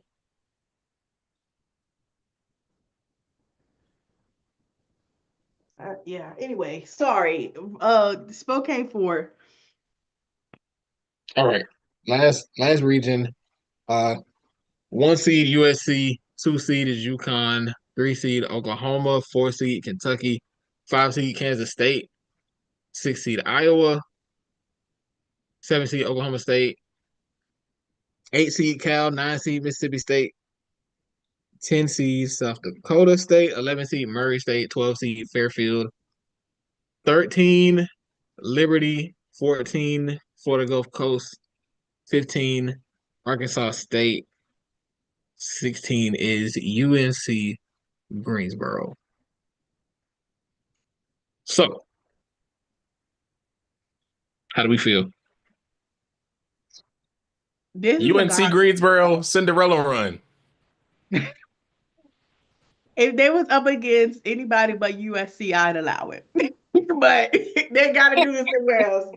Dude, can you imagine, like, winning your conference tournament and you get rewarded with having to guard Juju Watkins? Bro, that's why this shit be kind of gagging me a little bit. Like, I understand that, like, these teams are technically not as good, right, as some of these big conferences, but it's like, damn, y'all couldn't put Iowa State at 16? Like, we bust our ass, and this is my reward. Like, I don't know. Yeah, and it's funny because they're like, yeah, but Iowa State had a 13 All-American, so it's like we're not going to put them at 16, which is funny. It's all funny. It's like whoever wins between whoever plays South Carolina is about to be put through a fucking buzzsaw. Like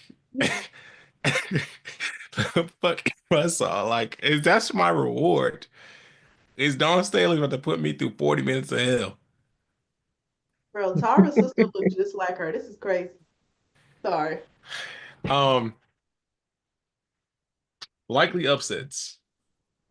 Oh, this region is about to get nasty. Like, immediately, all 4 are not making it. It's about to get very brutal. I can see Kentucky not making it to March 29th. Who they gotta play? Let me see. They got to play Liberty, and then they got to play the winner of Kansas State and Fairfield. Bro, Kansas State. Oh, Kansas State is going. That's tough for Kentucky. And a Yoka back. Okay, Yeah, girl. We gonna see what you made of Clara Strack. No, they could. She could though. I ain't gonna lie. Clara Strack might go band for band with her. But Serena Sundell, y'all better hope Deja Lawrence is clocked in. Okay, not Deja Lawrence. Fucking what's her Tioni? No. What's her? Yeah, her name is Tioni. Tioni Key. But I hope she's locked in and not fouled out, because yeah, it's about to get really, really nasty. Cal, Mississippi State gonna be really fun. Iowa playing Oklahoma might get really, really, really bad for Oklahoma. I ain't gonna lie. Yeah, Iowa can. It could be some problems for them. Cause you know what? I was talking about how Michigan State will rough you up. Iowa State will also, I mean not Iowa State, Iowa will also rough you up. And then a knockdown of 3 while they at it. So I don't know. I wouldn't want to play them personally.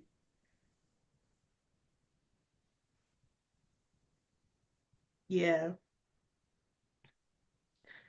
I'm scared. I'm a little scared for Oklahoma too, though, because I know we said 3-14 matchups not really a thing, but last year Oklahoma and Florida Gulf Coast played, and that was the game where they almost won, but that girl missed that 3-pointer. So Yeah. I mean, they got Reagan Beers this time, so it's a little different, but at the same time, and Carl Smecko not there, but that's his brainchild. She just won the ASUN, yeah, the ASUN championship. I don't know. They on a little roll right now. Oklahoma might be cooked. I fear. That would be like like you said, I know people say don't galaxy brain it and pick these 3-14s or these 2-15s, but it's like, but this time it's gonna be the year. I don't think that, but it would be very funny if it was because it's March and in March we root for chaos. So that just, I mean, that just is what it is. Chaos basketball is my favorite brand of basketball.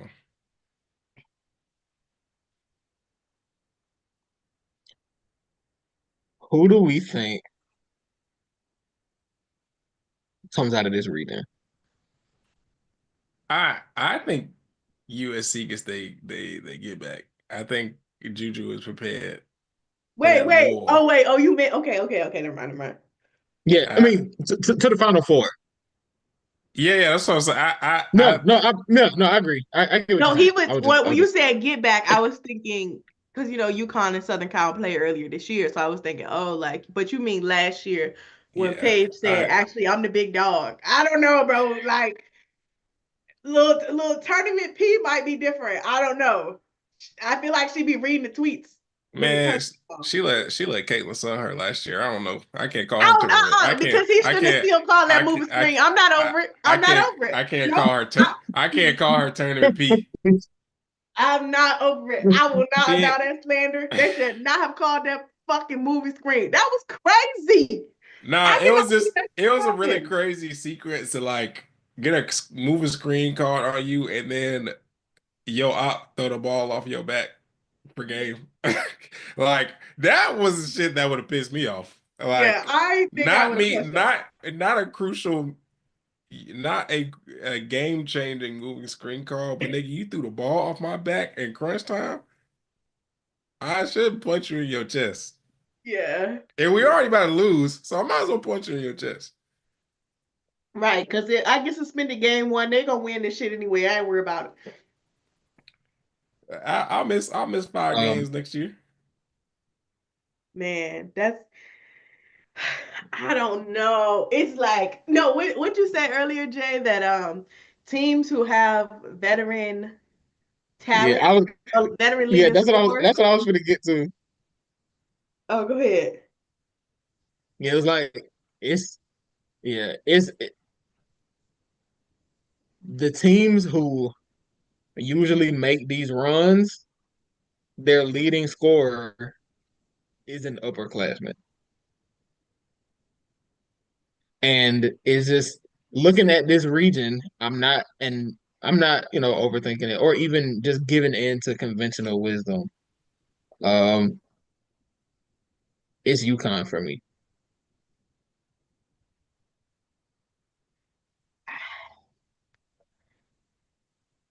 It is it's crazy because I feel like I hate to bet against Juju, man. I really hate it. I really hate to. But I feel like it might be UConn. I think what I told you earlier is I think if UConn gets past USC, I might pick them to win. I'm gonna lie. I will say when it comes to UConn, I feel like one of these niggas are cursed, so I do have to take that into account before I pick them. But they are cursed. You're right. I feel like they're one of the few teams where, like, of course, like these teams have an identity and they play a certain way, but like I it seems like they have the least variance of game to game stuff. Like I just feel like I know what I'm gonna get from them on a game to game basis. Like it's damn near guaranteed. I feel like with these other teams, no matter how great they are, it still can be a question of is such and such gonna show up this game? Like is such and such gonna do this? Is such and such gonna do that? Like we know USC is better than them, but there's always a question of who is gonna show up outside of Juju. Or with UCLA, it's like who's gonna show up outside of Lauren Betts or just shit like that. But with like, I don't know, UConn is like, all right, this person gonna give me 10, this person gonna give me 15, this person gonna give me 8, this person gonna give me 7, and we gonna rock. And I like they are the team that I just can't imagine. It's like a lot of teams I can see being upset, and they're one of the few teams that I'm like, can't nobody upset them because they just play a certain way. Mm-hmm. And so it's like, yeah, if they show up against USC and USC don't come with it, it can get nasty. That's why I have to call her Playoff P. Like she got to take the man nickname because it's like She can it's absolutely like take that Paige man. P She can doing absolutely what the take Fox his is. nickname. Huh? She can absolutely take his nickname. No, but too, I think too the thing last year is they didn't have AZ. And now you got last year it was you was wishing on a prayer for Nika to score. So it was Aaliyah Edwards and Paige Beckers. Now you got Sarah Strong she gonna give you 15 and she gonna defend. She gonna give you 15 and 8 and she gonna defend. You got Paige, who I mean, even on her most efficient days, she's still gonna give you at least 10. And if AZ Fudd decided that she wanna be a shooter, like I don't really know what answer you have. Like I'm thinking about the USC matchup, and it's like, who does Kennedy Smith guard? Do she guard Paige? Do you guard AZ to eliminate those easy shots? Ashley Shea come off the Probably, bench. What are we gonna do? Like, yeah, yeah. You probably have to put Kennedy on page though. like You Juju gonna have to probably, clock in the work. I mean, she already clock in the work for defense anyway, but she gonna have to really yeah, clock in the work. yeah. Because I think you want Kennedy to guard the offense initiator, Yes. and I think you can live with Juju playing off ball defense. Yes. Quietly as it is kept, Juju is a great roamer. Very much so. Very much so. Got some rim protection on there too. Like Yeah, yeah, yeah. Yeah. I don't know. So honestly, I don't know who I'm gonna pick in my bracket. I'm gonna close my eyes and just like select one. I don't know. We'll see which one pops up. I would. speaking of, This is one of the I one was two gonna say, I was matchups gonna say, where. yeah. Oh my bad. No, I was just gonna say, speaking of, if you have not joined the bracket challenge, please feel free to let us know. We will slide you the link. We will slide you the password. Brackets are not due until Friday morning, I believe. So Yes. you got time. You got time to Let do us your know. homework. I'm gonna put it in the chat actually. Let me see if I can find it real quick. Yeah, like I don't know, man. What was you gonna say, Don? I was about to say this is one of the few 1-2 matchups where no matter who wins, I would not be surprised. Like Yeah, yeah, I think that's fair. I feel like with every other one seed, there's a certain expectation of like if they, it's like yeah, of course, if USC doesn't win, they should be that they personally should be disappointed. But I think every other one seed, it's like okay, if they don't win, I, other people outside of their fan base will be disappointed in them because they should have beat that 2 seed. Because there's a reason that you are that. But like UConn is UConn, and they can absolutely come to play and beat USC, and it won't be like this great travesty of whatever. It's just like it's just one of those things. Yeah. We just got today is a new day in the chat. Just asked if we talked about the Bleacher Report article on the top 20 WNBA players. Do we want to do that today, or do we want to wait until next week? I did read it, so I am ready to discuss if we need to. We can. I didn't. We can pull it up. We can go. We can pull it up. No, we can. Yeah, this is going to be exciting for Don. Yeah, because you haven't seen it. Oh wait, okay. Did we have anything else? Okay, wait. Predictions. Who you think? Who was your pick to win it all? South Carolina. Plant your flag. South Am I gonna Carolina. be different?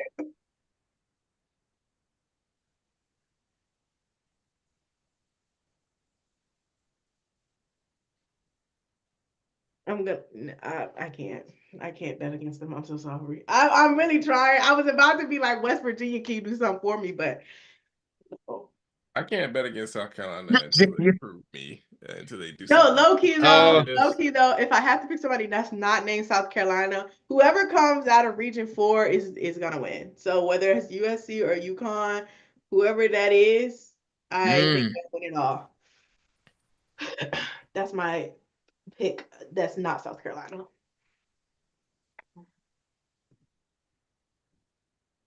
Southern, by the way, is smoking UC San Diego. Like, oh wow, good for them. By 20. Sammy, stop being scared and do a bracket. Just so everybody knows, for the last years, JayTrent has won, so like we never have to do a prize. But if somebody beats him, we will offer a prize. Wait, I thought somebody tied him last year. Yeah, no, no, I think he beat Ty-Hall. T-Hall. Tyler, T-Hall.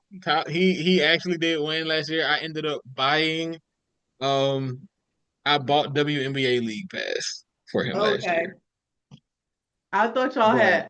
I plan to avenge my crown and win the bracket challenge this year. So we will see. Well, I'm gonna actually put on my good bracketology. I'm gonna put my best thing in here this time because last time I was bullshitting. I was clicking shit. But I'm gonna be serious this time. I can't keep losing. I can't keep losing these ESPN things. At this point, I think ESPN is rooting against me. I'm tired. Okay. All right. So, last thing we will do today is we will get into this article, the top 20 WNBA player rankings post Unrivaled, written by one Nekias Duncan. That's a good man. Yeah, we love Nekias actually. That's a good man. No, Nekias is awesome. Nekias and Steve are both awesome. The Dunker spot. An avid listener. So before we get into, Don has not seen this list at all. So we will begin with the honorable mentions. Wait. Before you scroll. Okay, Don, who do you think are the top 5? Asia, Caitlin, Alyssa Thomas, Stewie, and Fee. Okay, yeah, that's about right. Actually, that actually is correct. Okay. That's actually really impressive. That's really impressive, actually. Yeah, can I guess the order? Yeah. Well, no. Well, go ahead. I would think that he had.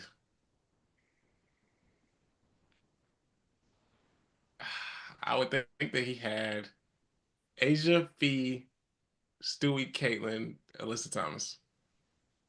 AT is No, 4. sir. Yeah. Caitlin's I 5. see. Okay, I like that, but I seen people was complaining, so I was like, he They was must. complaining because he made her top 5. Okay, Which we'll get into it. But Okay, wait. Okay, so hold on. Before we scroll any further too, who would you be shocked to see not make it? in the top 20. Yeah. Well, unfortunately, I see Aaliyah's right there. I'm I kind mean, of we shocked. said that earlier, so Yeah, so who would I shocked to see not in the top 20? Kelsey. okay. Mitchell? No, Kelsey Plum. Okay. yeah, that's there. You could pick 3.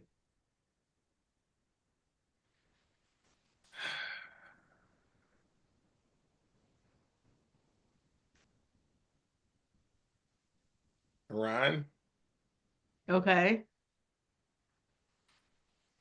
and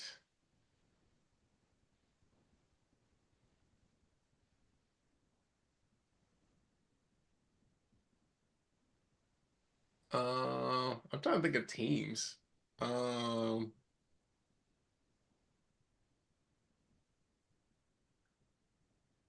Skylar. Skylar. Interesting. Okay. That's interesting. Yeah, that's an interesting pick. Okay. All right, let's go. Let's get into it. Honorable mentions. You see the picture is Aaliyah Boston and Angel Reese. So the players who first says there were players who could at least make an argument for top 20 last season, like DeWanna Bonner and Courtney Williams, getting healthier and making a push for it. Brittany Sykes, Benaz Delaney Hamilton, or growing with a skill leap this season, Alana Smith or Dejanay Carrington. So those players did not make it. They also were not honorable mentions. They're like honorable mentions. So the players who did not make the top 20 are Aaliyah Boston, Ryan Howard, Bree Jones, Ezzie Magbagor, and Angel Reese, and Satu Sabali. Okay. Ryan not Let me being say there is this. kind of crazy. Let me say this. Let me say this. Ryan not being there breaks my heart. Like I I was hurt because Ryan is my franchise. But Does that mean that y'all the only team without a top? Well, no, Connecticut. what if I told you the Dream have multiple players on this list? What? Is that not y'all best player? Okay. No. Well, Okay, yeah. Let's go through them. Let's go through them. Okay. I felt the same way that JayTrent feels about Ryan. I felt the same way about Aaliyah because fuck do you mean? Like I don't. But go ahead. We got. Put it like let's go this. ahead. So I guess I'm gonna get my Ryan Howard spiel out the way because she is the face of my franchise. She's one of my favorite players in the league. She's one of my favorite players to watch, period. And yes, I feel the way about her not being here. I understand why she is not here. I know that it's because on a night-to-night basis, she can be a bit inconsistent with her jumper. And I also think by the time this season is over, she will be the highest rated Atlanta Dream player on this list. She's snatching chains this year.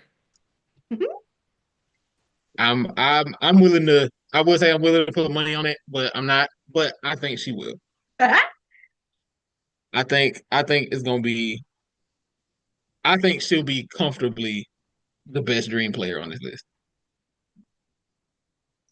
All right, so number 20 is Alicia Gray. I was very confused at first because I was like, I know that's not who this picture is. So this is just pictures.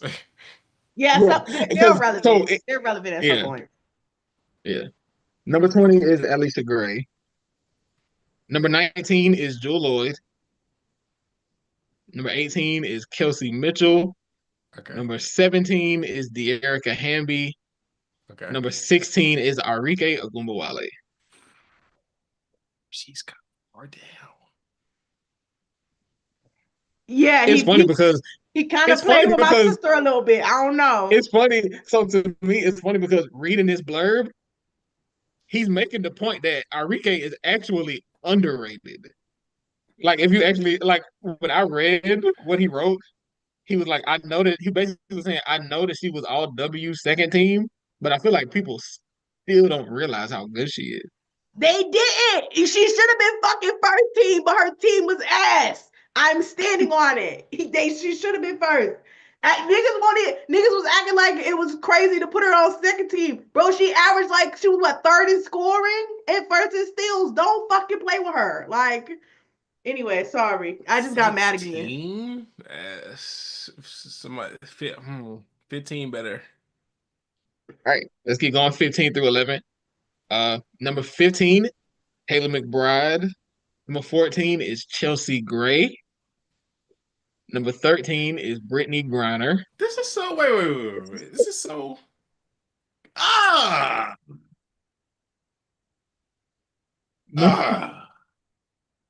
Number 12 is Kelsey Plum. And number 11 is Skylar Diggins Smith.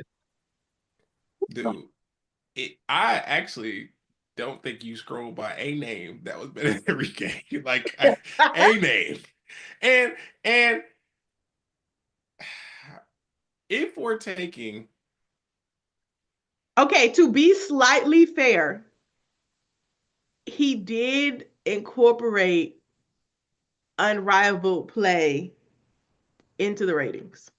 Not a lot, but he did say that it edged some people out, which I think is the reason why Arike is 16 and Skylar Diggins Smith is 11. Because I'm not going to lie to you, I would not have put SDS in top 20.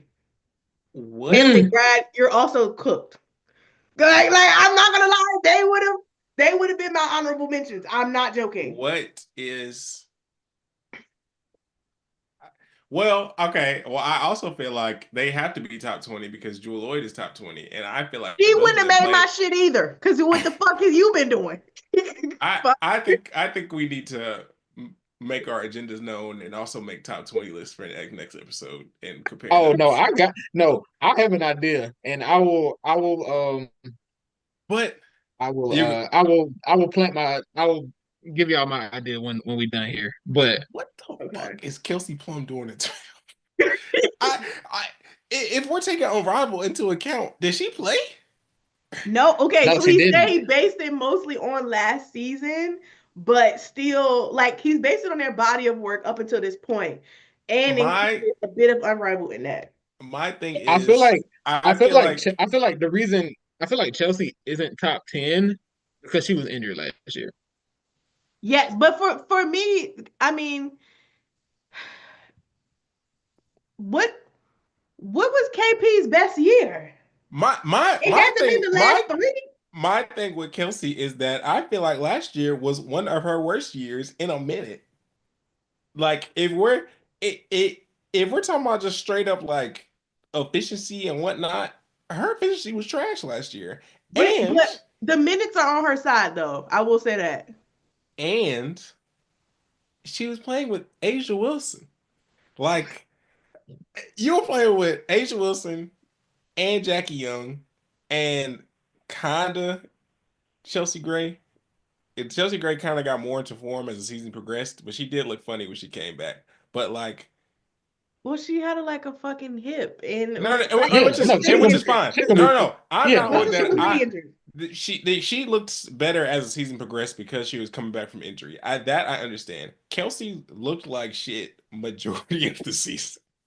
Like, yeah, I just feel like at least if we're with Arike, I can say she looked like an improved defender and she had no one else to give the ball to for the most part because her roster was just in and out all the time. But like Kelsey, I don't have an excuse for her. You were playing with She was the coming off a bad divorce. So mentally, I don't think my sister was there. I'm not gonna lie. I would defend her in that regard. That nasty man came out with that song. We still need to jump him for that. We still need to jump him. Okay. But she was ass. I don't. That's why I'm kind of like I don't know. But let's go through the rest of it though. I feel like it's a little bit more egregious. I'm not gonna lie. So it's so funny to me.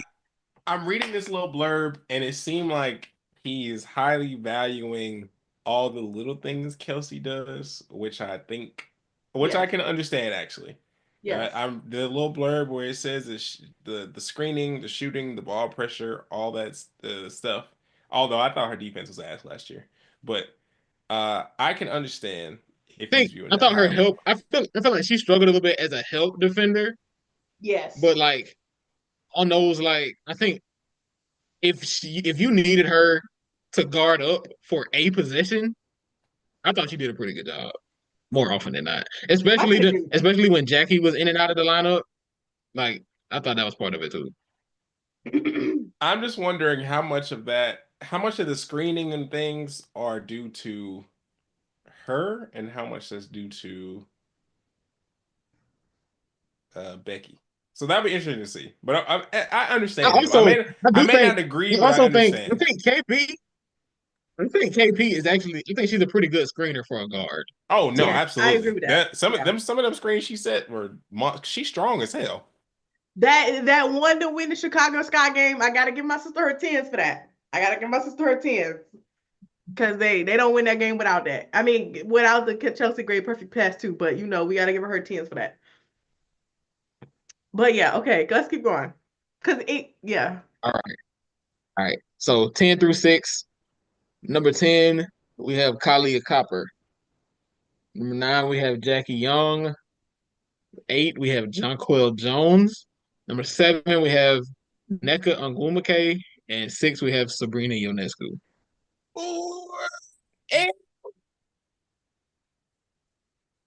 I'm not going yai. The Sabrina S6 is nasty. I'm so sorry. It's gross.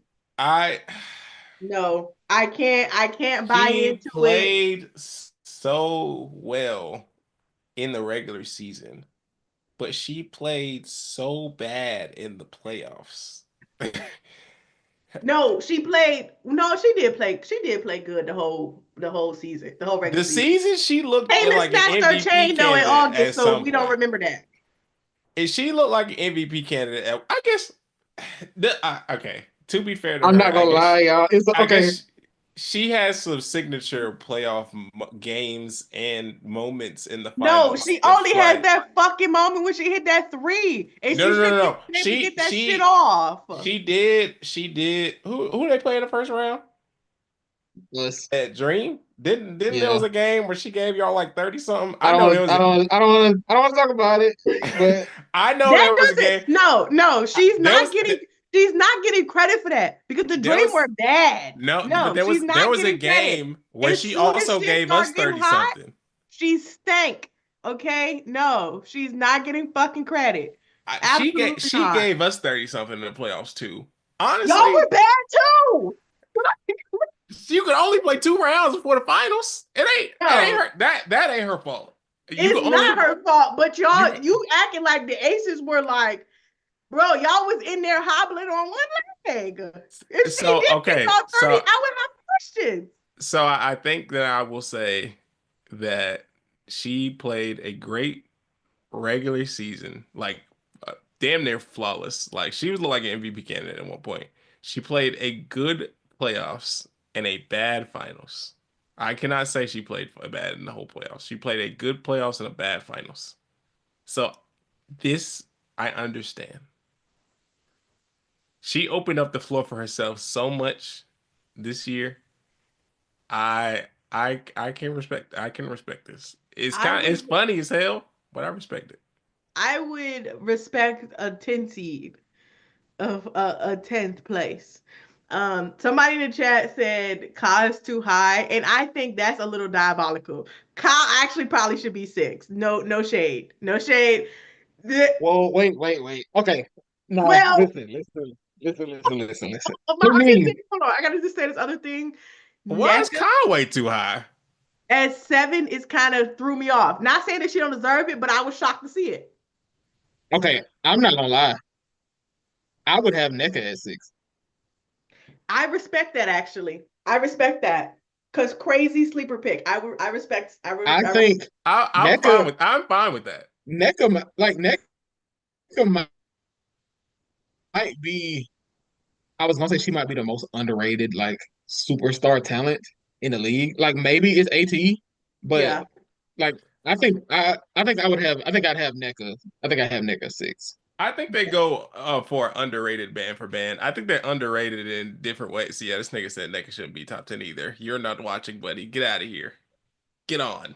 But I think they're underrated in different ways. I think people watch Alyssa Thomas and don't feel like she's doing that much because even when she does have triple doubles, like it'd be like 13, 12, and 12. And then I think people are used to the 27, 10, and 15, Yeah. 30, 10, and 15. So like her triple double numbers aren't big, and her offensive play style is just so weird that she just doesn't like she's doing so much or doing a lot. But I think she just does so much creation wise that even if she's not scoring a bunch, she puts so many points on the board regardless.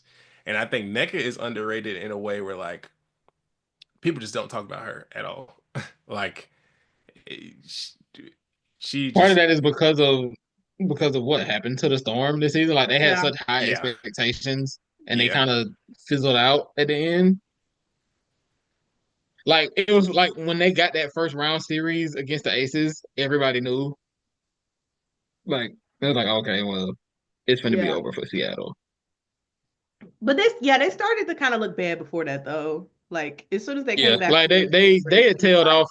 They had tailed off pretty bad. The vibes were bad. Like it was just all bad there. They needed a But vibe higher, and they just didn't have one. yeah, I would respect NECA at 6. Sabrina at 6 is just crazy to me. I'm sorry. She could have been but you know what's also crazy that I think we skated by fucking BG. Oh, I thought you were gonna say JJ at 8. You know what though? JJ Slick. That lady got in the top 5, but JJ should have been in the top 5. JJ was hooping. Part of JJ this is got probably finals MVP because bump. I was gonna say part of this is probably because our last impression of JJ was her playing out of her mind in the finals. Like she was incredible that entire series. Correct. Like yeah. So I think that there's an argument for JJ. There's an argument for JJ to be. She could be as high as Sabrina's spot, honestly. Yeah, I would put. Yeah, that's what we saying. Yeah, people in the chat saying switch her and Sabrina. JJ should be I 5 would or respect 6. that. I would put NECA at 6, and then shift everyone like one down. honestly. Okay, Jemay, let me ask you this: what's the what's the question? Highest, technically, you would put Sabrina. Like, is it like 10? Is she a top 10 player to you? If I don't think about Unrivaled, if I only think about last season, yes. Okay. So then, Would you have her at like would 8? would your order have been more? Let me think. It was Kai, Jackie, Somebody JJ, said 20. NECA. See, because my thing with Sab is that I like think with Sab, I might put her behind Kai. I feel like I could live with her behind Ka. Like, but I understand why she is being honored as a better guard. But in my opinion, I think Sab is a better shooting guard than she is a point guard. And I think she's getting a lot of nod for the point guard things. But I feel like her best basketball is like off ball. Yeah, it's funny. I think Sab might have had her best season last year, She did. even though her 3-point numbers were down. Absolutely. No. Like But that's This is by far the way I her think best she ball. got better. Like I felt like she got better at everything else last year. yes, I think it helped too that JJ was fucking hooping. Like JJ playing well and them being in like sort of a two-man made her look spectacular. Like not to say that she didn't have any play in that, but like if JJ was ass, if it was just Sabrina hooping, they would not look like that. Like I don't think she would have gotten the like. I don't think we would be saying that she's the sixth best player in the WNBA if JJ wasn't hooping. It's I think Sabrina's growth is kind of why I, like reputation is really important too, because it's like if people just looked at the raw numbers and was like, she been off this year and treated her a certain way, it was like, Which I feel like people kind of did for Ryan. Like they looked at her numbers, yeah, said, oh, she's not that good. But Ryan actually like again, she kind of up and down, but thinking about everything she had to do last season, like I don't really think she should be knocked for that. Especially given how the fucking roster was constructed. Like I don't. This is why I can't really like give Sabrina too much because it's like you taking away. Like she's getting vibe points for her supporting cast in the same way that other people are not. okay, so then this is what I was gonna say. I think this is what makes the hardest part about ranking, I think, basketball specifically. Like, oh well, really any sport, but like I think it gets to a certain point where I think when you're in the, let's say you're in the 20s, 30s, whatever, I think you're legitimately ranking on who you feel like may be a better player, Yeah, regardless of the context. But I yeah. think once you start getting to like mhm. top 15, top 10, top 5, it's like how it's a combination. It's Yeah. a lot more of a The difference combination is of yeah. how good is this person and how much do they contribute to winning on a winning team? Because I think when you think about the dip, and not to say that Kai does not, but I think about if you the difference between Kai and Sabrina, it's like I think Sabrina fit perfectly on New York, and she in her position, I think she was perfect for that role that I feel like Kai probably couldn't have filled. But I feel like if I was putting a team together and I needed a person on it to start it and like so like as my foundation, I would absolutely want Kai over Sab. But even to that point, like Ka, we also let's also not forget Ka was playing like a fucking MVP until the Phoenix Mercury started stinking. Yeah. Like if had they continued to win games like they did pre-July or pre mid-July, I think the conversation would be different. But they started to be ass. So people kind of had to be like, all right, we're not watching her no more. Because Mhm. she caught like And started the season off as being like MVP, if not all W. yeah, she still ended up on W, and I think rightfully so. Uh, Yeah. um, I do think Sabrina is better than her, so I'm actually not mad at that placement. I don't think the gap is. I don't think Kai at 10 and Sabrina at 6 is what I would do. But if I'm building a team and they're both available, I'm probably taking Sabrina. Which is like I don't hate that sentiment as a I don't hate that, but also like I don't know if I'm picking Sab over Ka. Like I'm sorry, I'm not. I don't think I'm doing that. But I get why you might. No, I mean I think it's fair either way. Like I'm not like oh if you Yeah, like I'm not in the like, oh, if you feel this way, you're wrong, because Yeah. I'm just not gonna do that. Like, it's not that serious in basketball. But yeah, and when we talking about players this good, like these are all-star caliber players. Like you're you're picking you're just, what skill set do you value over another Yeah. in this context? Like that's all it is. Well, we know who the top five is. We know the order. Caitlin Clark is number 5.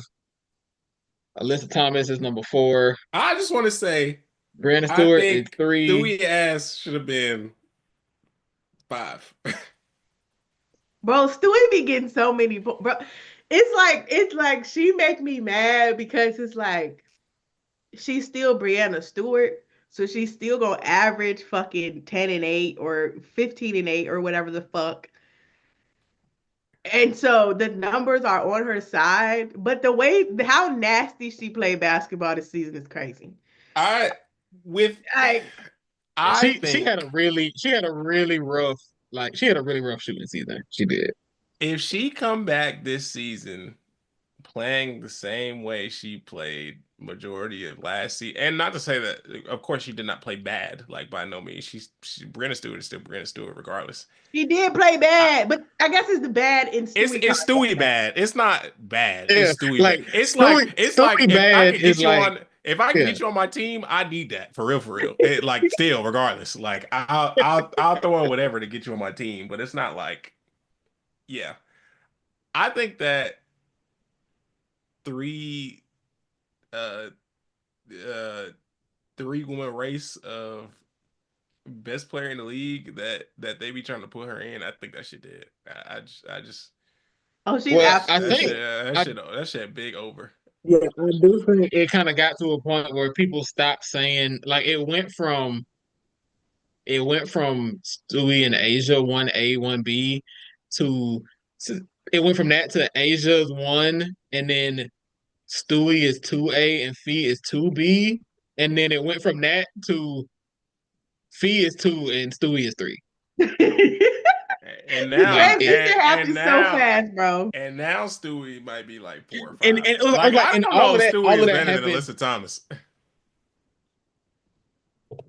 I don't think Stewie It better than AD. depends. I'm not gonna lie. I can't give it to her. I can't let her have it. I can't let her have it. I'm still mad. That is my hot take of the day. I'm still mad she won that fucking MVP over that lady. I thought about that today. I went back and looked at AT stats. After I read this, I was like, let me go look at AT stats. And I got mad all over again that that lady did not win MVP in 2023. Like, that's just nasty.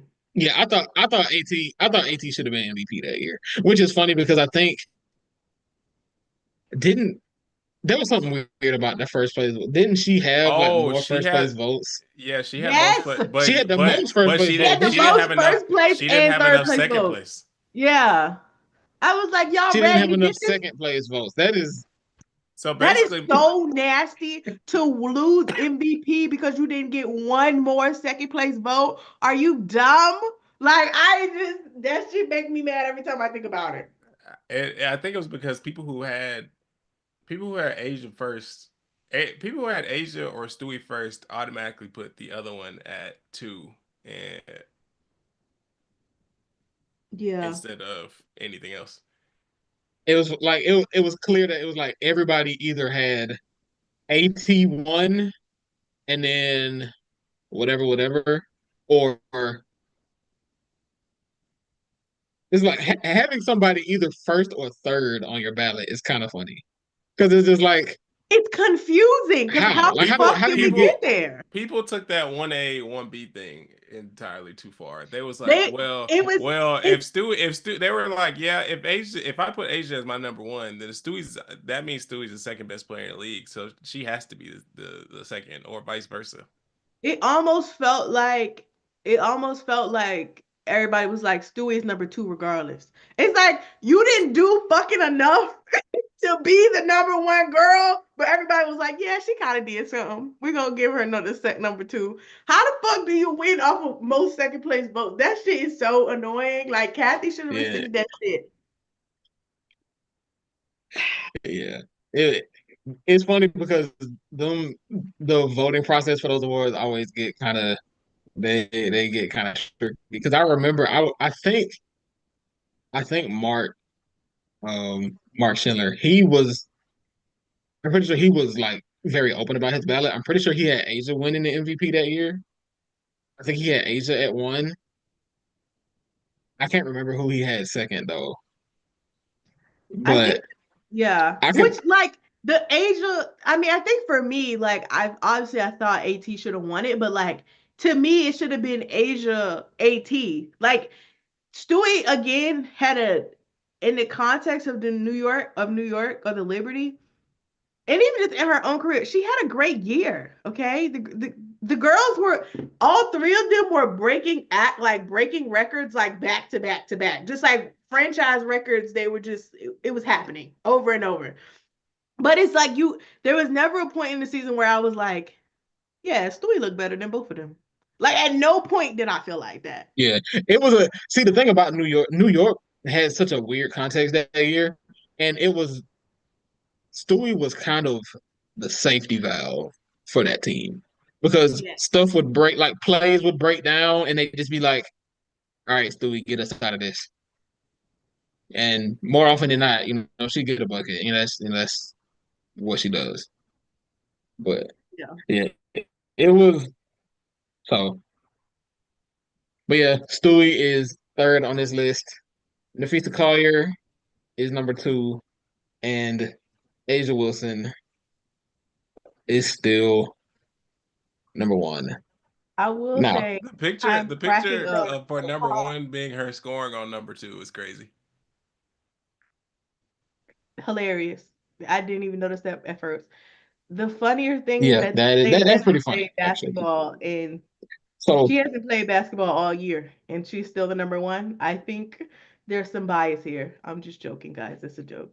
Please don't. yeah, because here's the thing, like I remember, Fee was the unrivaled MVP, which she deserved. Like she was the best player out there, and it was funny because like you could like during some of the broadcasts, you could hear people was like, "But Asia not out here though," and there was like that sentiment almost, which is Absolutely. funny because I love Nafisa Collier.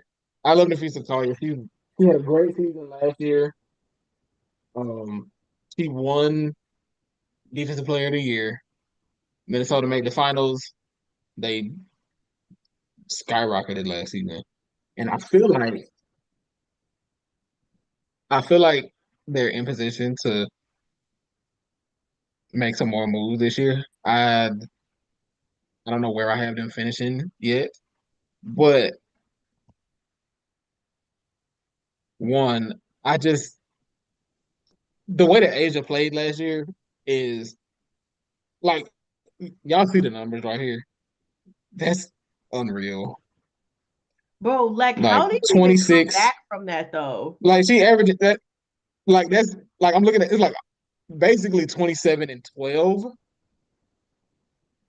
with almost 2 B steals, almost 3 blocks. B had one of the greatest seasons ever where you could, for a number 2 person to MVP and for no one to give a fuck. Like that little fake push at the end was like, it was cute where people was like, actually still B might be the MVP. And it's like, this like B's numbers are ridiculous. Like if you show Yeah. somebody that and was like, yeah, this person is like MVP, I wonder how close they were to getting it. And then you go look at Asia, it's like, oh, actually, well, no one really gave a fuck about that because she did this. Like I just don't. I just feel like you don't see that very often. Yeah, and let me go back. Let me look at let me pull Fee's numbers back up. That's the thing. It's like any other year she would have won. Or at least it would have been like if she had this season in 2023, that 4 horsewomen of the apocalypse race would have been insane. Like imagine her, Stewie, Alyssa Thomas, and Asia going to bat for an MVP like this. Like that would have been insane. Yeah. Yeah, like I'm like 20 and basically 10. They shot Oh, 50 for three, they're efficient. 53% shooting, bro. Come on. Like Well, it's 53% on 2-pointers and 31 efficient from shooting. three. Like you And it's can't. and then Asia's was all like these numbers are almost the exact same, which is nuts. Like the efficiency stats, because I think Asia was 53% on twos, 31% on threes, 84% at the line, 59% true shooting. That's just insane. For So it's real. like Mind you, these are some of the best, most efficient scorers in the league, while also being probably the two best defenders in the league. mind you, Asia put these people are putting up these numbers in 40 minutes a game. Like I just don't feel like these things are truly appreciated when it comes down to like these conversations. They are playing 8 less minutes a game, and they are like Asia's putting up like prime Shaq numbers. But this is And my thing. It's like Asia won MVP this year. It's like I don't know if she could like. I'm not gonna wish this on her, but I don't understand how she could ever win MVP again. Like no funny shit. Like, do I think she could top this? Probably, but like, will she? Like, I don't even want to. I don't want to even doubt her because it seemed crazy. Because like the I think this 2023 numbers, I was like, she can't get better. I think this is Fee's year to get MVP. I feel like what's gonna This is happen is I feel like Asia is gonna put up like 24, 10, and 2. Like it's gonna be a little like it's gonna be MVP caliber numbers, but I feel like everyone is gonna be comparing it to what she did last year and be like, well, this isn't better than last year, so she can't win MVP, which is not fair, but I just feel like that's just how shit goes sometimes. Like I feel like to Yeah. win back to back, I feel like everyone always looks at, oh, were you better than last year? And I feel like Fee is gonna be better than last year. Like Fee's probably gonna average like You think she's gonna put up more than 20 and 10? Fee's probably gonna I average think she like might be 22 and 11 or some shit. Like if Fee is there, I feel like Fee can easily be penciled in for being better than last year. this is what so I think Asia's numbers take a dip, but the aces are better. Yes. That I can see. It almost goes back to her being like, I'm the best player on the best team. So like, are y'all like you can't really deny me. Yeah. And I wonder, I think what I appreciate about these awards and about like the voting process is the criteria. People be like, oh yeah, y'all change the criteria every year. Yeah, you're supposed to. Because if the criteria is the same every year, that's boring because that means you know who's gonna win it every time. It's Like I want it to be different. Like the the context that allowed Asia to win the MVP in 2023, no, 2022. She won MVP in 2022. She won it then because she was the best player on the best team. If that was the standard, she wouldn't have won it this past year. that is correct. So I think like and if she hadn't won it this past year, y'all would have been like, people would have been like, do y'all see what Asia's doing? Yeah. And rightfully so. So And I'm that's it. glad. It almost And makes it I'm even more egregious that AT did not win. Like it just yeah, I every time really it goes back, it's nasty, nasty work.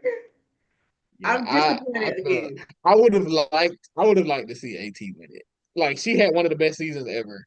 Like Bro, I know that I'm still, I mean, Nekias wrote this in the thing, but he was like, she's, AT has had like very consistent, very solid, consistent seasons over the last 2 years, and she did not win MVP or DPOY. And I'm just like, you mean to tell me, like, AT did not win a single individual award, like, after fucking these numbers. I can't. I can't. I'm getting mad again. Yeah, I think. Wait a minute, let me see. The fact that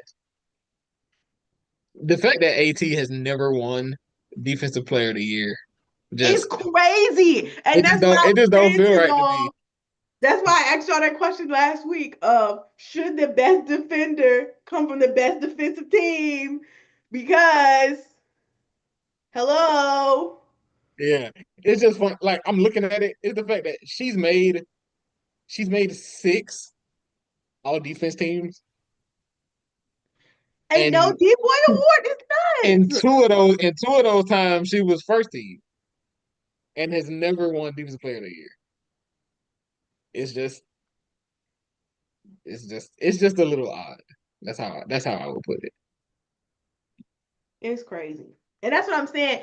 People be talking about people getting sympathy awards. Y'all need to be giving them to Alyssa Thomas. She act like at this point, y'all owe her some shit. Y'all need to just start writing her name in. I don't care. What it is for. Fuck, give her most improved if you feel like it. Look, she averaged 15 a game this year. Give her most improved. I'm not joking. I will start. Don't let that lady average more than 10 points a game. I'm starting the agenda on day one. So, the thought that I had when we pulled this up, the thought that I had of what to do is for us to come up with our own rankings. So between now and I'm not gonna say between now and next week, it might take a little bit longer than that. I will find a way to come up with a a quiz type thing for everyone to determine who their top 25 WNBA players are. Okay. Okay. We're coming up with our individual list, or are we gonna do one together? Yeah, no, yeah, I think it should be individual because I think there's gonna be a lot of it's gonna be some shuffling around there, and I think that'll be interesting. Okay, cool. All right. So I will be thinking about that over the next few days. All right. I say we've been here for a long time. Thank you everybody who's still like been hanging out with us. Shout out to Today's a New Day for bringing that up because I probably would have skipped it, not gonna lie. But yeah, you can say the line JayTrent, I think. Oh yes, I believe all hearts and minds are clear. This has been another episode of Pull Up 3. I am Paragon Don. I'm Jemay. And I'm JayTrent. We are out.